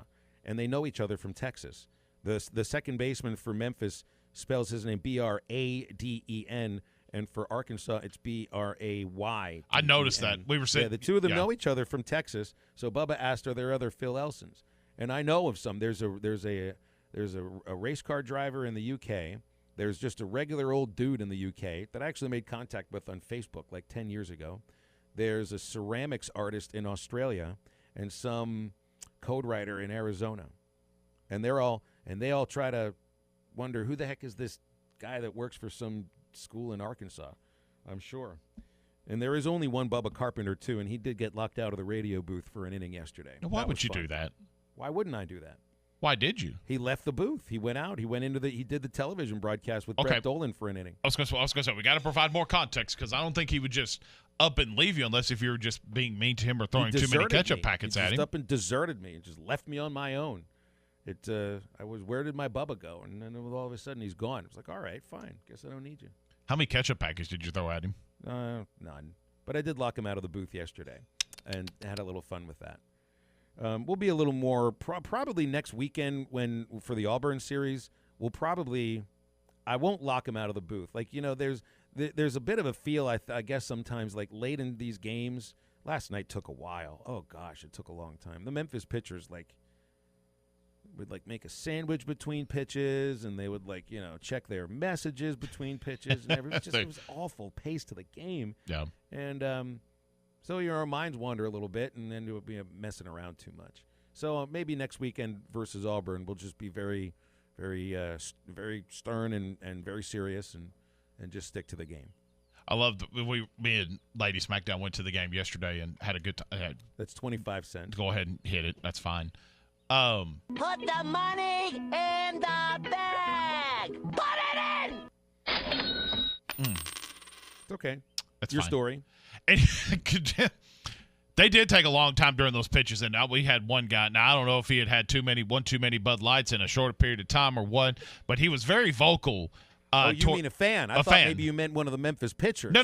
One of the fans sitting 2 rows behind me was very vocal about his displeasure for how high one of the Memphis players was wearing his socks. Bubba got into that on the air too, because there's the most players. There's either two styles that wear your socks, either all the way up to the knee, or the pant leg is all the way down to the shoe, where you don't even see any sock at all. And a lot of Memphis players had an in between thing. It was like mid calf, which felt weird. It looked weird, and I think it irked Bubba, and I think it irked some of the fans too. Oh, it was irking him. Like it obviously upset him to the point of just like pure intoxication. So I don't know what the problem was, but we've seen some funny things with some of these teams that come from out of. And look, the SEC teams, at least they all wear helmets during batting practice. Like most of the teams that we played out of conference don't even wear their helmet or a hat during batting practice. I'm thinking to myself, what is the circumstances that you think during a game you're going to be hitting without a helmet? So what's the point of hitting batting practice without a helmet? Here's my thing, and this may be more of a get off my lawn. Have you ever noticed when baseball players take off their hats or their helmets, their hair is completely immaculate? It looks beautiful. And meanwhile, I'm sitting there drinking a beer, having a good time, and I'm sweating, and I just don't even look good anymore. I guess it's all product. It must just be very, very good product. Or that or the difference between a pure grade A athlete and yours truly. Well, you take my hat off during a baseball game, and there's nothing there. You take my hat off during a baseball game, and it looks like a bird has been nesting in it. Looked like you guys had good seats yesterday. I'm glad you were able to come out. We had a great time. And be there. It was a beautiful day for a game. Really was. All right, we're moving over to basketball again. Matt Zimmerman from Indianapolis. Stay with halftime. Making Moves is brought to you by LinkedIn Jobs. In 2003, it was rare for freshmen to carry a college basketball team, never mind two of them. But for Syracuse, Carmelo Anthony and Jerry McNamara did just that, all the way to a national championship. Anthony led the team in scoring and rebounds, while McNamara led the team in assists and was third in scoring. In the national championship game, what my friends Jason and Sarah Everett have to offer you at the Game Day Lodge: a pool table, the poker table, bago, arcades, private basketball court. There's an outdoor pool and also a heated indoor pool open year-round, just a few steps away from Game Day Lodge. Game Day Lodge is just a 5-minute drive to Moonshine Beach on Table Rock and just a 5-minute walk down to Table Rock Lake. 10 minutes from Silver Dollar City. This lodge has 10 bedrooms, 9 bathrooms, 2 laundry rooms, 2 fully equipped kitchens, and 17 televisions, plus an outdoor fire pit when it gets chilly outside. Game Day Lodge features some of your favorite teams, including Arkansas, Dallas, and Kansas City. Just search Game Day Lodge on Facebook, Twitter, and Instagram. You can make a reservation by just emailing them, reservations@lakelodges.rent, or check them out on Airbnb and Vrbo. Game Day Lodge is your #1 destination for family weekends, golf trips, Arkansas away games, corporate retreats, and so much more. Game Day Lodge in Branson. You'll never want to leave.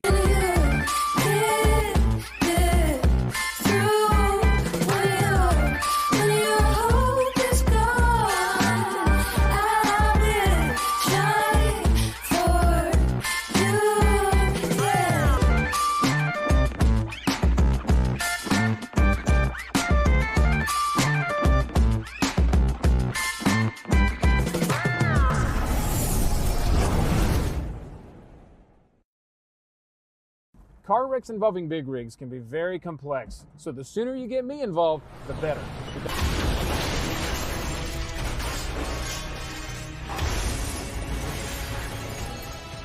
This is why you need to have my number in your phone, because this could be you.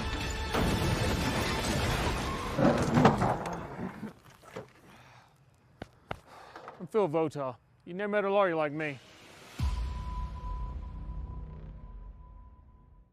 I want to tell you what my friends Jason and Sarah Everett have to offer you at the Game Day Lodge: a pool table, the poker table, bago, arcades, private basketball court. There's an outdoor pool and also a heated indoor pool open year-round, just a few steps away from Game Day Lodge. Game Day Lodge is just a 5-minute drive to Moonshine Beach on Table Rock and just a 5-minute walk down to Table Rock Lake. 10 minutes from Silver Dollar City. This lodge has 10 bedrooms, 9 bathrooms, 2 laundry rooms, 2 fully equipped kitchens, and 17 televisions, plus an outdoor fire pit when it gets chilly outside. Game Day Lodge features some of your favorite teams, including Arkansas, Dallas, and Kansas City. Just search Game Day Lodge on Facebook, Twitter, and Instagram. You can make a reservation by just emailing them. reservations@lakelodges.rent or check them out on Airbnb and Vrbo. Game Day Lodge is your #1 destination for family weekends, golf trips, Arkansas away games, corporate retreats, and so much more. Game Day Lodge in Branson. You'll never want to leave.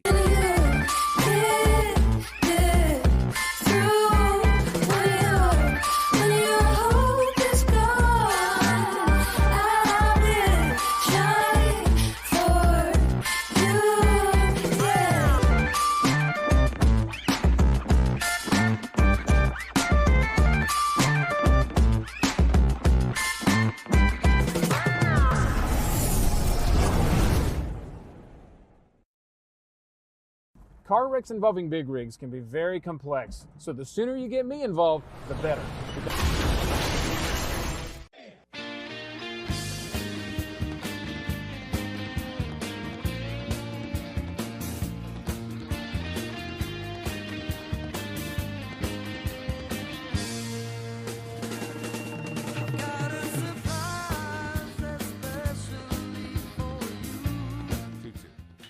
There's a drive by Wallace way back to left field, and that is way out of here. Into the hog pen, back into the shadows of the hog pen. 5th home run for Wallace. Arkansas's 2nd of the inning makes it 8-1. The Morning Rush and Halftime will be live at Game Day Lodge in Branson April 5th and 6th. Check out the Game Day Lodge on YouTube, Facebook, Twitter, Instagram, and Airbnb. I've got 2 tickets to paradise. Pack your bags, we're leaving there tomorrow. Now, back to the guys. Here's Phil Elson, Matty T, and SmackDown. We got Matt Zimmerman with us, analyst, broadcaster, coach, great guy, host of the Razorback Daily along with Quinn Grovey. And I've been thinking about the experience that you're having in Indianapolis here, Matt. And it's different. I've had a little bit of the same experience with the college baseball team in Omaha in 2018. You know, we were there for 16 days. Yeah. Obviously it wasn't during a pandemic, but, how long have you been on the road now? Because this whole thing for you, it started in Nashville, and you guys are still on the road. Yeah, we were in Nashville, left there. We was there a Thursday, came back on a Sunday. We decided to go ahead and come back to Arkansas. Chuck Barrett and I debated just driving straight north. It was only 4 hours, but we had a feeling, both of us, that there was going to be this run. And so, let's go back to Arkansas. So we went back to Arkansas. We got beat out on Saturday there by LSU, so we went home on Sunday. So we were home for 3 days, and that was nice to kind of recharge, get organized, get backed up.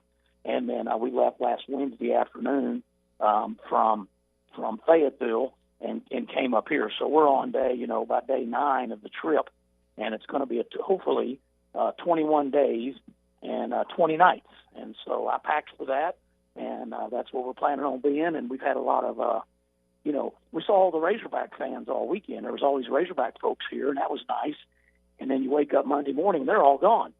And so the Razorbacks are still here, but they're in quarantine, the hotel beside us at the Marriott. And so, me and Chuck kind of on our own, and I haven't seen a Razorback fan since Monday morning when they were leaving. So they'll be back tomorrow, so it'll be nice. And, normally, Phil, we fly home after first and second round, or, you always get that 3 or 4 day break, and you fly home, and we don't get that College World Series experience like you're talking about. We were gone for 16 or 20 days or something. So, but with the virus, and they told us, to stay here. So that's what we're doing, and it's nice to be here.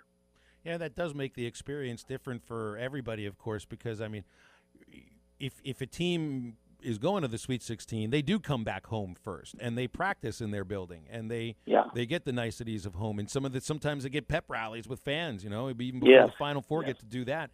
These guys continue to be on lockdown. I know that the NCAA is trying to find things for them to do and everything, but it's a total 180 from what it used to be. Yeah, you're exactly right. And I can remember whether it was Arkansas or Missouri or UAB. You get that berth in the Sweet 16. Yeah, you get to fly home, and people are there to greet you, and everyone's excited. And or in 1990 when we were going to the Final Four. Now, I remember we were in Dallas. We flew home, and there was thousands of people at Drake Field. We're getting ready to go to the Final Four. We got to go home for 3 days, and you get all that love and all that, and just so much attention. And they're still getting that. They're just not getting it in person. They're having to see it on social media. Of course, back in those days, you didn't have social media. So I'm sure they're feeling a lot of good attention and all that. But it would be nice if they could come home and enjoy that with their fans before you come back and try to win 2 more. Well, and now it's time to really just like focus on the game coming up on Saturday. It's not like they weren't focusing on it, but they could go. I know Musk said they played wiffle ball at the baseball park. They went to the zoo and all of that. All that stuff is done now. So now it's full game prep. Get yourself ready for this opponent. I know they're not going to take Oral Roberts lightly because they know how good they are. Is it as simple as stopping O'Banner and Abmas? Can you do anything like that? I mean, they held Abmas to 11 points the first time out. No. He's a better scorer than he was then. How does Arkansas win this game? Well, I think that's just it. To me, they've got 2 players that probably out of all their guys that could come to Arkansas and fight for playing time and be good players here. And to me, their third best player, R.J. Glasper, a kid that walked on at Arkansas, he was, to me, their second best player in the game in Fayetteville. Max did not play well. The Razorbacks' size, their length, really bothered Max. He did not play good there. And R.J. Glasper had 14 points. And he's an Arkansas kid from Forest City. He had a lot to prove. And then, unfortunately for R.J., a great kid, he blows out his knee, and he's done for the year. And so, he hadn't gotten to play during this run for them. And they've done a really good job of regrouping without probably their third best player overall. But again, he was probably their best player that day in Bud Walton. But O'Banner's good. He's a tough, strong kid. He competes. We did not have Jaylin Williams in that first game, and I think that Jaylin Williams will get introduced to O'Banner right off the bat, and O'Banner probably will not like that introduction because Jalen's a really good defensive player. And it's not going to be near as easy for O'Banner to get those rebounds like he did in Bud Walton with Jaylin Williams because that was the game he didn't play. Coach at that time was still figuring out his rotation, his lineup. I mean, Devo plays 9 minutes, has 1 point. Obviously now him and Jaylin are huge, crucial pieces, starters, and big pieces to the puzzle. I think ORU is probably a little better since then, but they took a blow because of losing R.J. Glasper. And the Razorbacks have gotten a whole lot better. And I think it's going to be a fun game for the Razorback Nation on Saturday. Coach Matt Zimmerman joining us here on Halftime. Coach, you kind of led into the point that I was fixing to make with Devo only playing 9 minutes of action the last ORU matchup, 1 rebound, 3 fouls, and Jaylin not even seeing the floor in that ball game. Yeah. Out of those two, well, I'll phrase it this way. Who do you think will make the bigger difference Saturday? Is it going to be Devo Davis just with incredible tenacity on the defensive end of the floor, or do you think it's Jaylin Williams guarding up the bigs as you just alluded to? Well, gosh, I mean, that's a toss-up because they're both so good and they make such a big impact. I'll have to go with Jaylin because I think you'll see the impact he has directly on Kevin O'Banner. And I think O'Banner will not be near as effective going against Jaylin. And that's not a slight against O'Banner. I just think Jalen's he's really good, and I think that he will be able to outplay O'Banner inside the paint along with Justin Smith, and whoever else gets in there to play inside, maybe even an Ethan. And wouldn't be surprised if he throws Connor out there some, because it may be a game where he can play more guys. Obviously, the last game, Coach felt like I'm going to play about 6. I'm going to keep tight reins on it. But maybe he'll be able to loosen it up a little bit. I would say Jaylin out of those two. Devo obviously is going to have a lot better game than 9 minutes and 1 point like he did in Bud Walton against ORU in December. But I would say, to answer your question directly, I'd have to say Jaylin because he didn't play at all.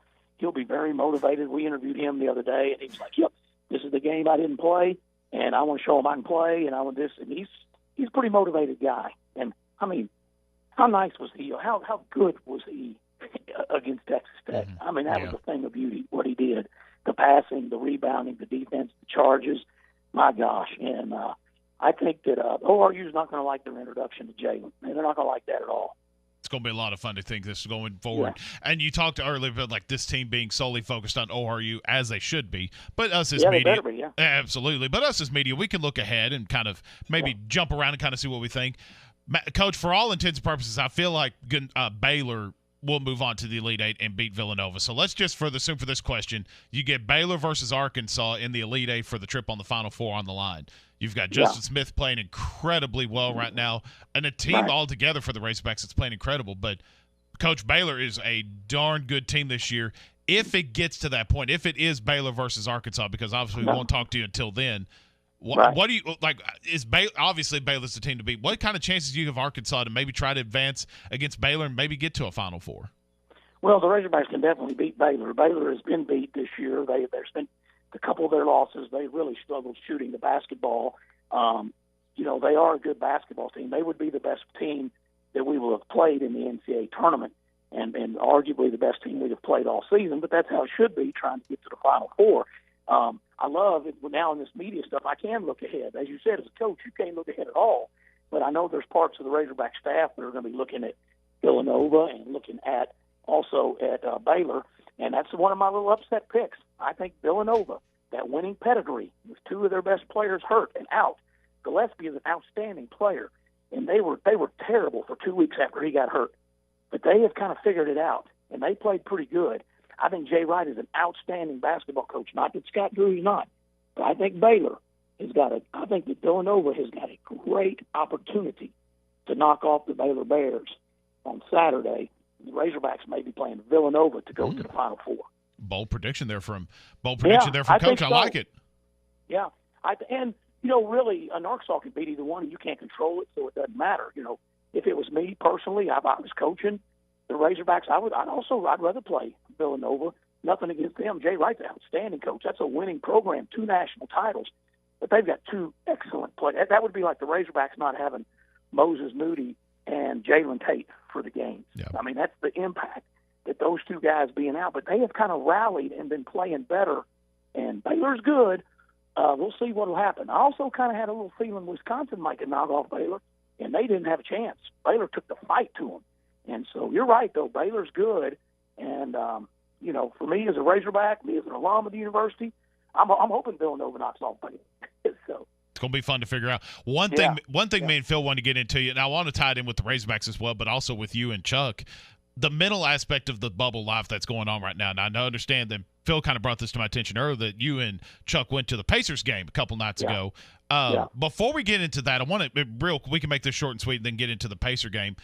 How is this team from your vantage point, and if you were a coach on that team, how are you trying to keep this team mentally fresh right now? And obviously one of the most, if not the most challenging, 2-week, 3-week span that these guys will probably ever face, just being in the bubble life, and it's just solely focused on basketball. And we've heard the different stories that's coming out with the NCAA. How are you keeping these guys fresh if you're Coach Musselman or if you're a coach on that staff? Well, I think that they're, trying to get them out there. When they get the opportunity to go to Victory Field, walk around and get them outside. They've been watching a lot of film. So they get them down there in the team room. They get them spread out, film. And, of course, they're probably getting 3, 4, 5 meals a day, so the kids are eating good. They get to load them up on the bus, go to practice, have a good workout, get a good sweat in. And, the practice is probably the number one thing every day, making sure we stay sharp. Let's get a lot of shooting in. Let's get a lot of free throws in. Let's work on what we want to do on offense against ORU, what we're going to do on defense. And I think the practice is the number one key to every day. Going there, exerting energy, and getting them after each other a little bit. And then the second thing is probably when they can get outside and get some air and breathe a little bit. And we've had very good weather here. They call it Chamber of Commerce weather in Indy. And today's a little rainy. But the Hogs have probably already been out there, because I've seen some teams out on Victory Field. I couldn't tell if it was Razorbacks, but this morning it was fine. It was clear. Now it's kind of rainy. But, they've probably watched more film. I guarantee they've studied everything about ORU. And, they've probably watched all the Dakotas. That's what I told somebody yesterday. ORU, they play North Dakota, South Dakota, North Dakota State, South Dakota State. Coach Muss has probably had them watch every one of those 2 or 3, 4 times. And, by the way, they lost all 4 of those Dakotas. And they beat them some, too. But they're also a team that lost to Kansas City. And so, it's interesting. I guarantee you they'll know every plus that ORU has, and they'll know every negative that ORU has. So the bubble life's different for those guys. I can go outside. I can walk down the street. Those guys don't have that. So they use the opportunities they get. I'm thinking if I was coaching them, the practice would be the number one thing every day, where they're in that arena and they can get after each other doing what they've been doing their whole lives, playing the game of basketball. Let's go hard. Whether it's 2 hours, 3 hours, whatever they can get, let's get after each other. We don't play till Saturday night. Let's get a good sweat in. Let's get better.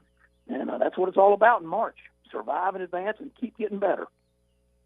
Well, hopefully that happens on Saturday, and it happens again on Monday, and we can keep this train going, and you can stay there in Indy, and Z will be listening, doing our absolute best to sync you up with the television broadcast because you and Chuck are so much fun to listen to. Yeah, do that. I appreciate it. Good. Phil, you guys have good with Mississippi State. Mississippi State this weekend, right? That's right. I'm in Little Rock right now on my way. Well, good luck, man. Good luck. Pulling for the Razorbacks. Have a safe trip. All right, you too. Appreciate Matt Coach Zimmerman. Appreciate you jumping all right, on with Matt. us today. Thanks, Phil. Take care. You got it, Matt Zimmerman.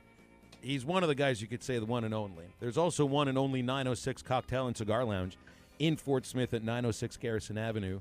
This is the one and only place to get the best hand-rolled cigars anywhere in the state of Arkansas. Top shelf spirits as well, and you're not going to smell like smoke when you leave 906 Cocktail and Cigar Lounge. They have a state-of-the-art airflow system that replaces the air every 4 minutes. And they are open all weekend tonight until midnight. Friday and Saturday they open at 4 o'clock and end the night at 1 a.m. Go to 906lounge.com to see their menu and their events, and Halftime Homework wraps it up next. The biggest selection, the best values, and more for your trade at Harry Robinson Buick GMC. No one beats the selection at Harry Robinson with over 500 vehicles of all makes and models in stock today. Some as low as 500 miles, many less than 10,000 miles with full factory warranty. When it came time for new gates and some fence repairs at my home, the Fence Man was my first call. The Fence Man does it all, from large commercial jobs to small residential repairs. Wood privacy fence, vinyl fence, commercial or residential chain link, even custom wrought iron fencing. 479-782-3936. 18 months, same as cash financing with approved credit is now available. If it involves fencing, the Fence Man does it. The Fence Man. He ain't afraid of no work. 479-782-3936. Now that's a dandy white perch. Big old slab. C'est bon, sacalé. One beautiful crappie. It's a paper mouse. Some serious crappie. Nice speck. We got trophies. They might go by different names, but all prefer the same thing. Bobby Garland, America's favorite. White perch, slab, sockeye, papermouth, crappie, speck, crappie baits. I call it dinner. This song might make you feel cool, but it perfectly describes a fool.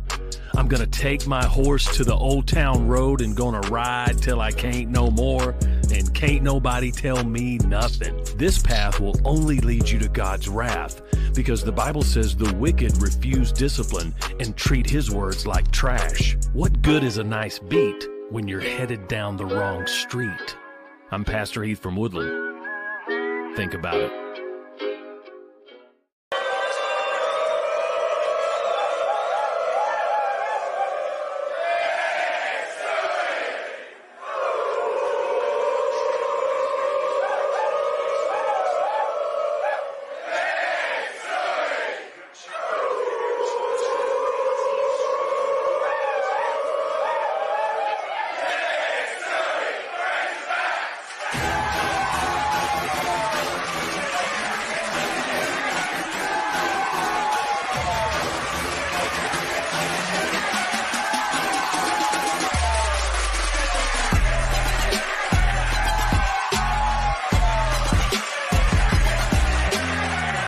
Tommy Kraft here. When it came time for new gates and some fence repairs at my home, the Fence Man was my first call. The Fence Man does it all, from large commercial jobs to small residential repairs. Wood privacy fence, vinyl fence, commercial or residential chain link, even custom wrought iron fencing. 479-782-3936. 18 months, same as cash financing with approved credit is now available. If it involves fencing, the Fence Man does it. The Fence Man. He ain't afraid of no work. 479-782-3936. Now that's a dandy white perch. Big old slab. C'est bon, sacalé. One beautiful crappie. It's a paper mouse. Some serious crappie. Nice speck. We got trophies. They might go by different names, but all prefer the same thing. Bobby Garland, America's favorite. White perch, slab, sockeye, papermouth, crappie, speck, crappie baits. I call it dinner. This song might make you feel cool, but it perfectly describes a fool. I'm gonna take my horse to the old town road and gonna ride till I can't no more, and can't nobody tell me nothing. This path will only lead you to God's wrath, because the Bible says the wicked refuse discipline and treat his word. This is ESPN 95.3.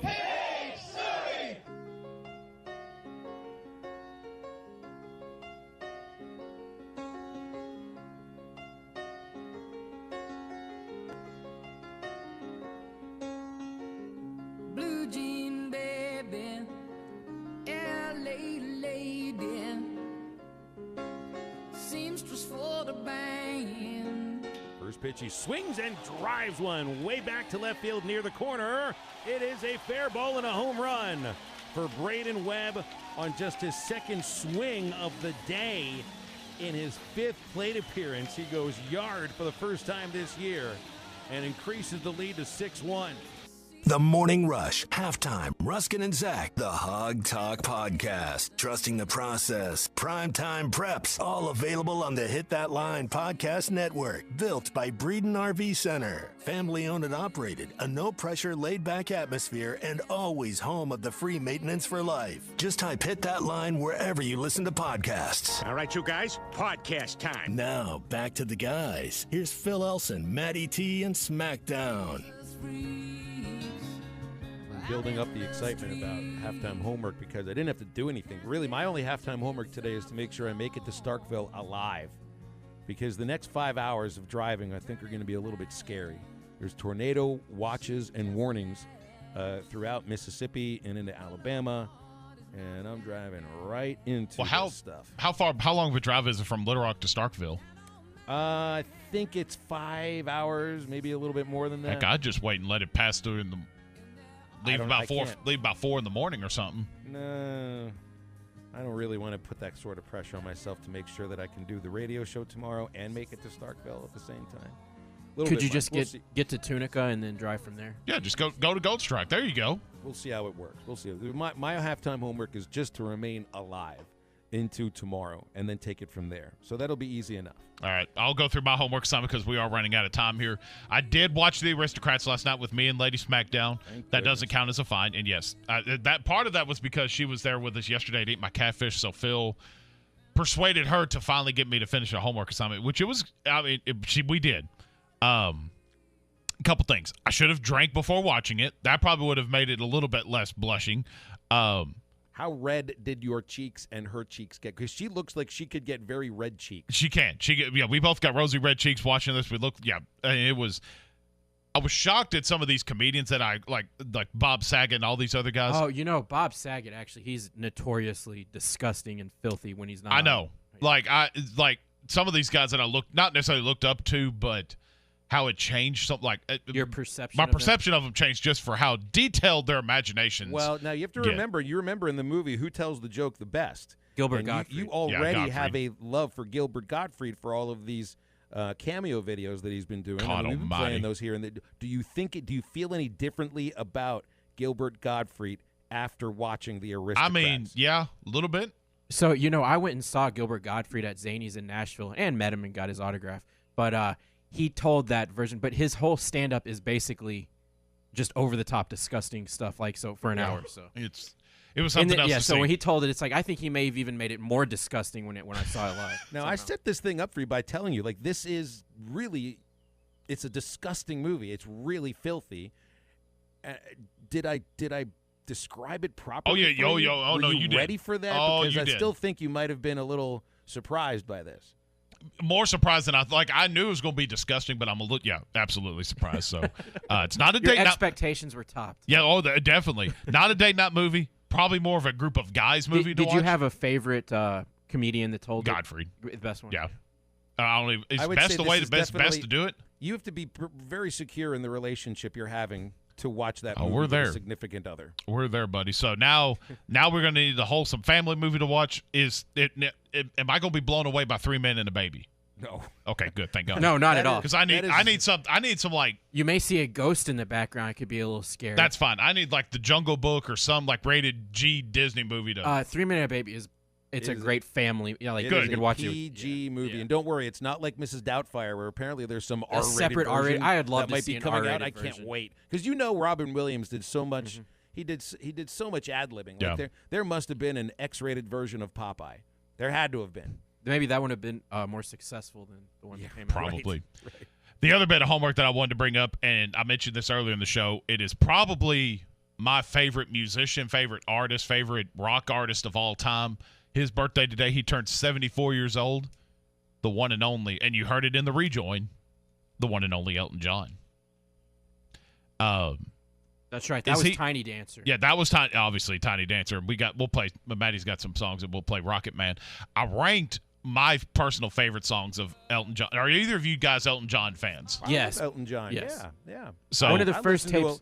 Honky Chateau is one of the greatest albums. One of my favorite. I love Honky Chateau. Like Phil was listening to his the water parents' stuff. yeah. I had an Elton John tape that was It's my a great dad's. one. That I listened to. So I ranked my songs, and some of this is recency bias just because I found more in the catalog of Elton John, and I found a duet. Honorable mention for me, this is number 2 on my list for all sake and purposes. Tiny Dancer was number 1 on my list. Number 3, I'm Still Standing, just because I like the message of the song for all the drug problems that he was going through. That was Elton John with all these models on the beach. Yep. If I remember. Exactly. Yeah. Number 4 was Can You Feel the Love Tonight from The Lion King. Candle in the Wind, and then Now, are you talking about Princess Diana version or Marilyn Monroe? Marilyn Monroe. Okay. Yeah. The original. Absolutely the original. Candle in the Wind, number 5. And then the one that I found recently, and I found it by just found accident. Well, I've known the song, but I found it again. That was a B-side when he put out Candle in the Wind. We had that, and that CD was huge. Everybody bought it with 2 songs, and that was the B-side. Something About the Way You Look Tonight. So pull this one up because this is the one I found. It's Elton John and Shania Twain. He came out and performed at a Shania Twain concert. And I found this song, but here's the original with Elton John. This is yeah. Yeah, that's wonderful. You know my favorite, and you got me to. I know what I'm listening to. I'm trying to stay alive today. Okay. I'm listening to "Goodbye Yellow Brick Road." That's a great song. Album. There's I can't think of a better start to an album than "Funeral for a Friend," "Love Lies Bleeding," which goes right into "Candle in the Wind" and "Benny and the Jets."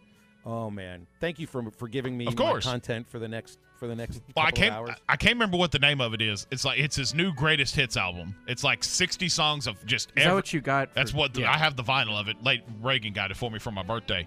Incredible album. If you love Elton John, for you, Phil, I mean, heck, you got a 6-hour drive ahead of you. Go listen to that album. It has every song on there.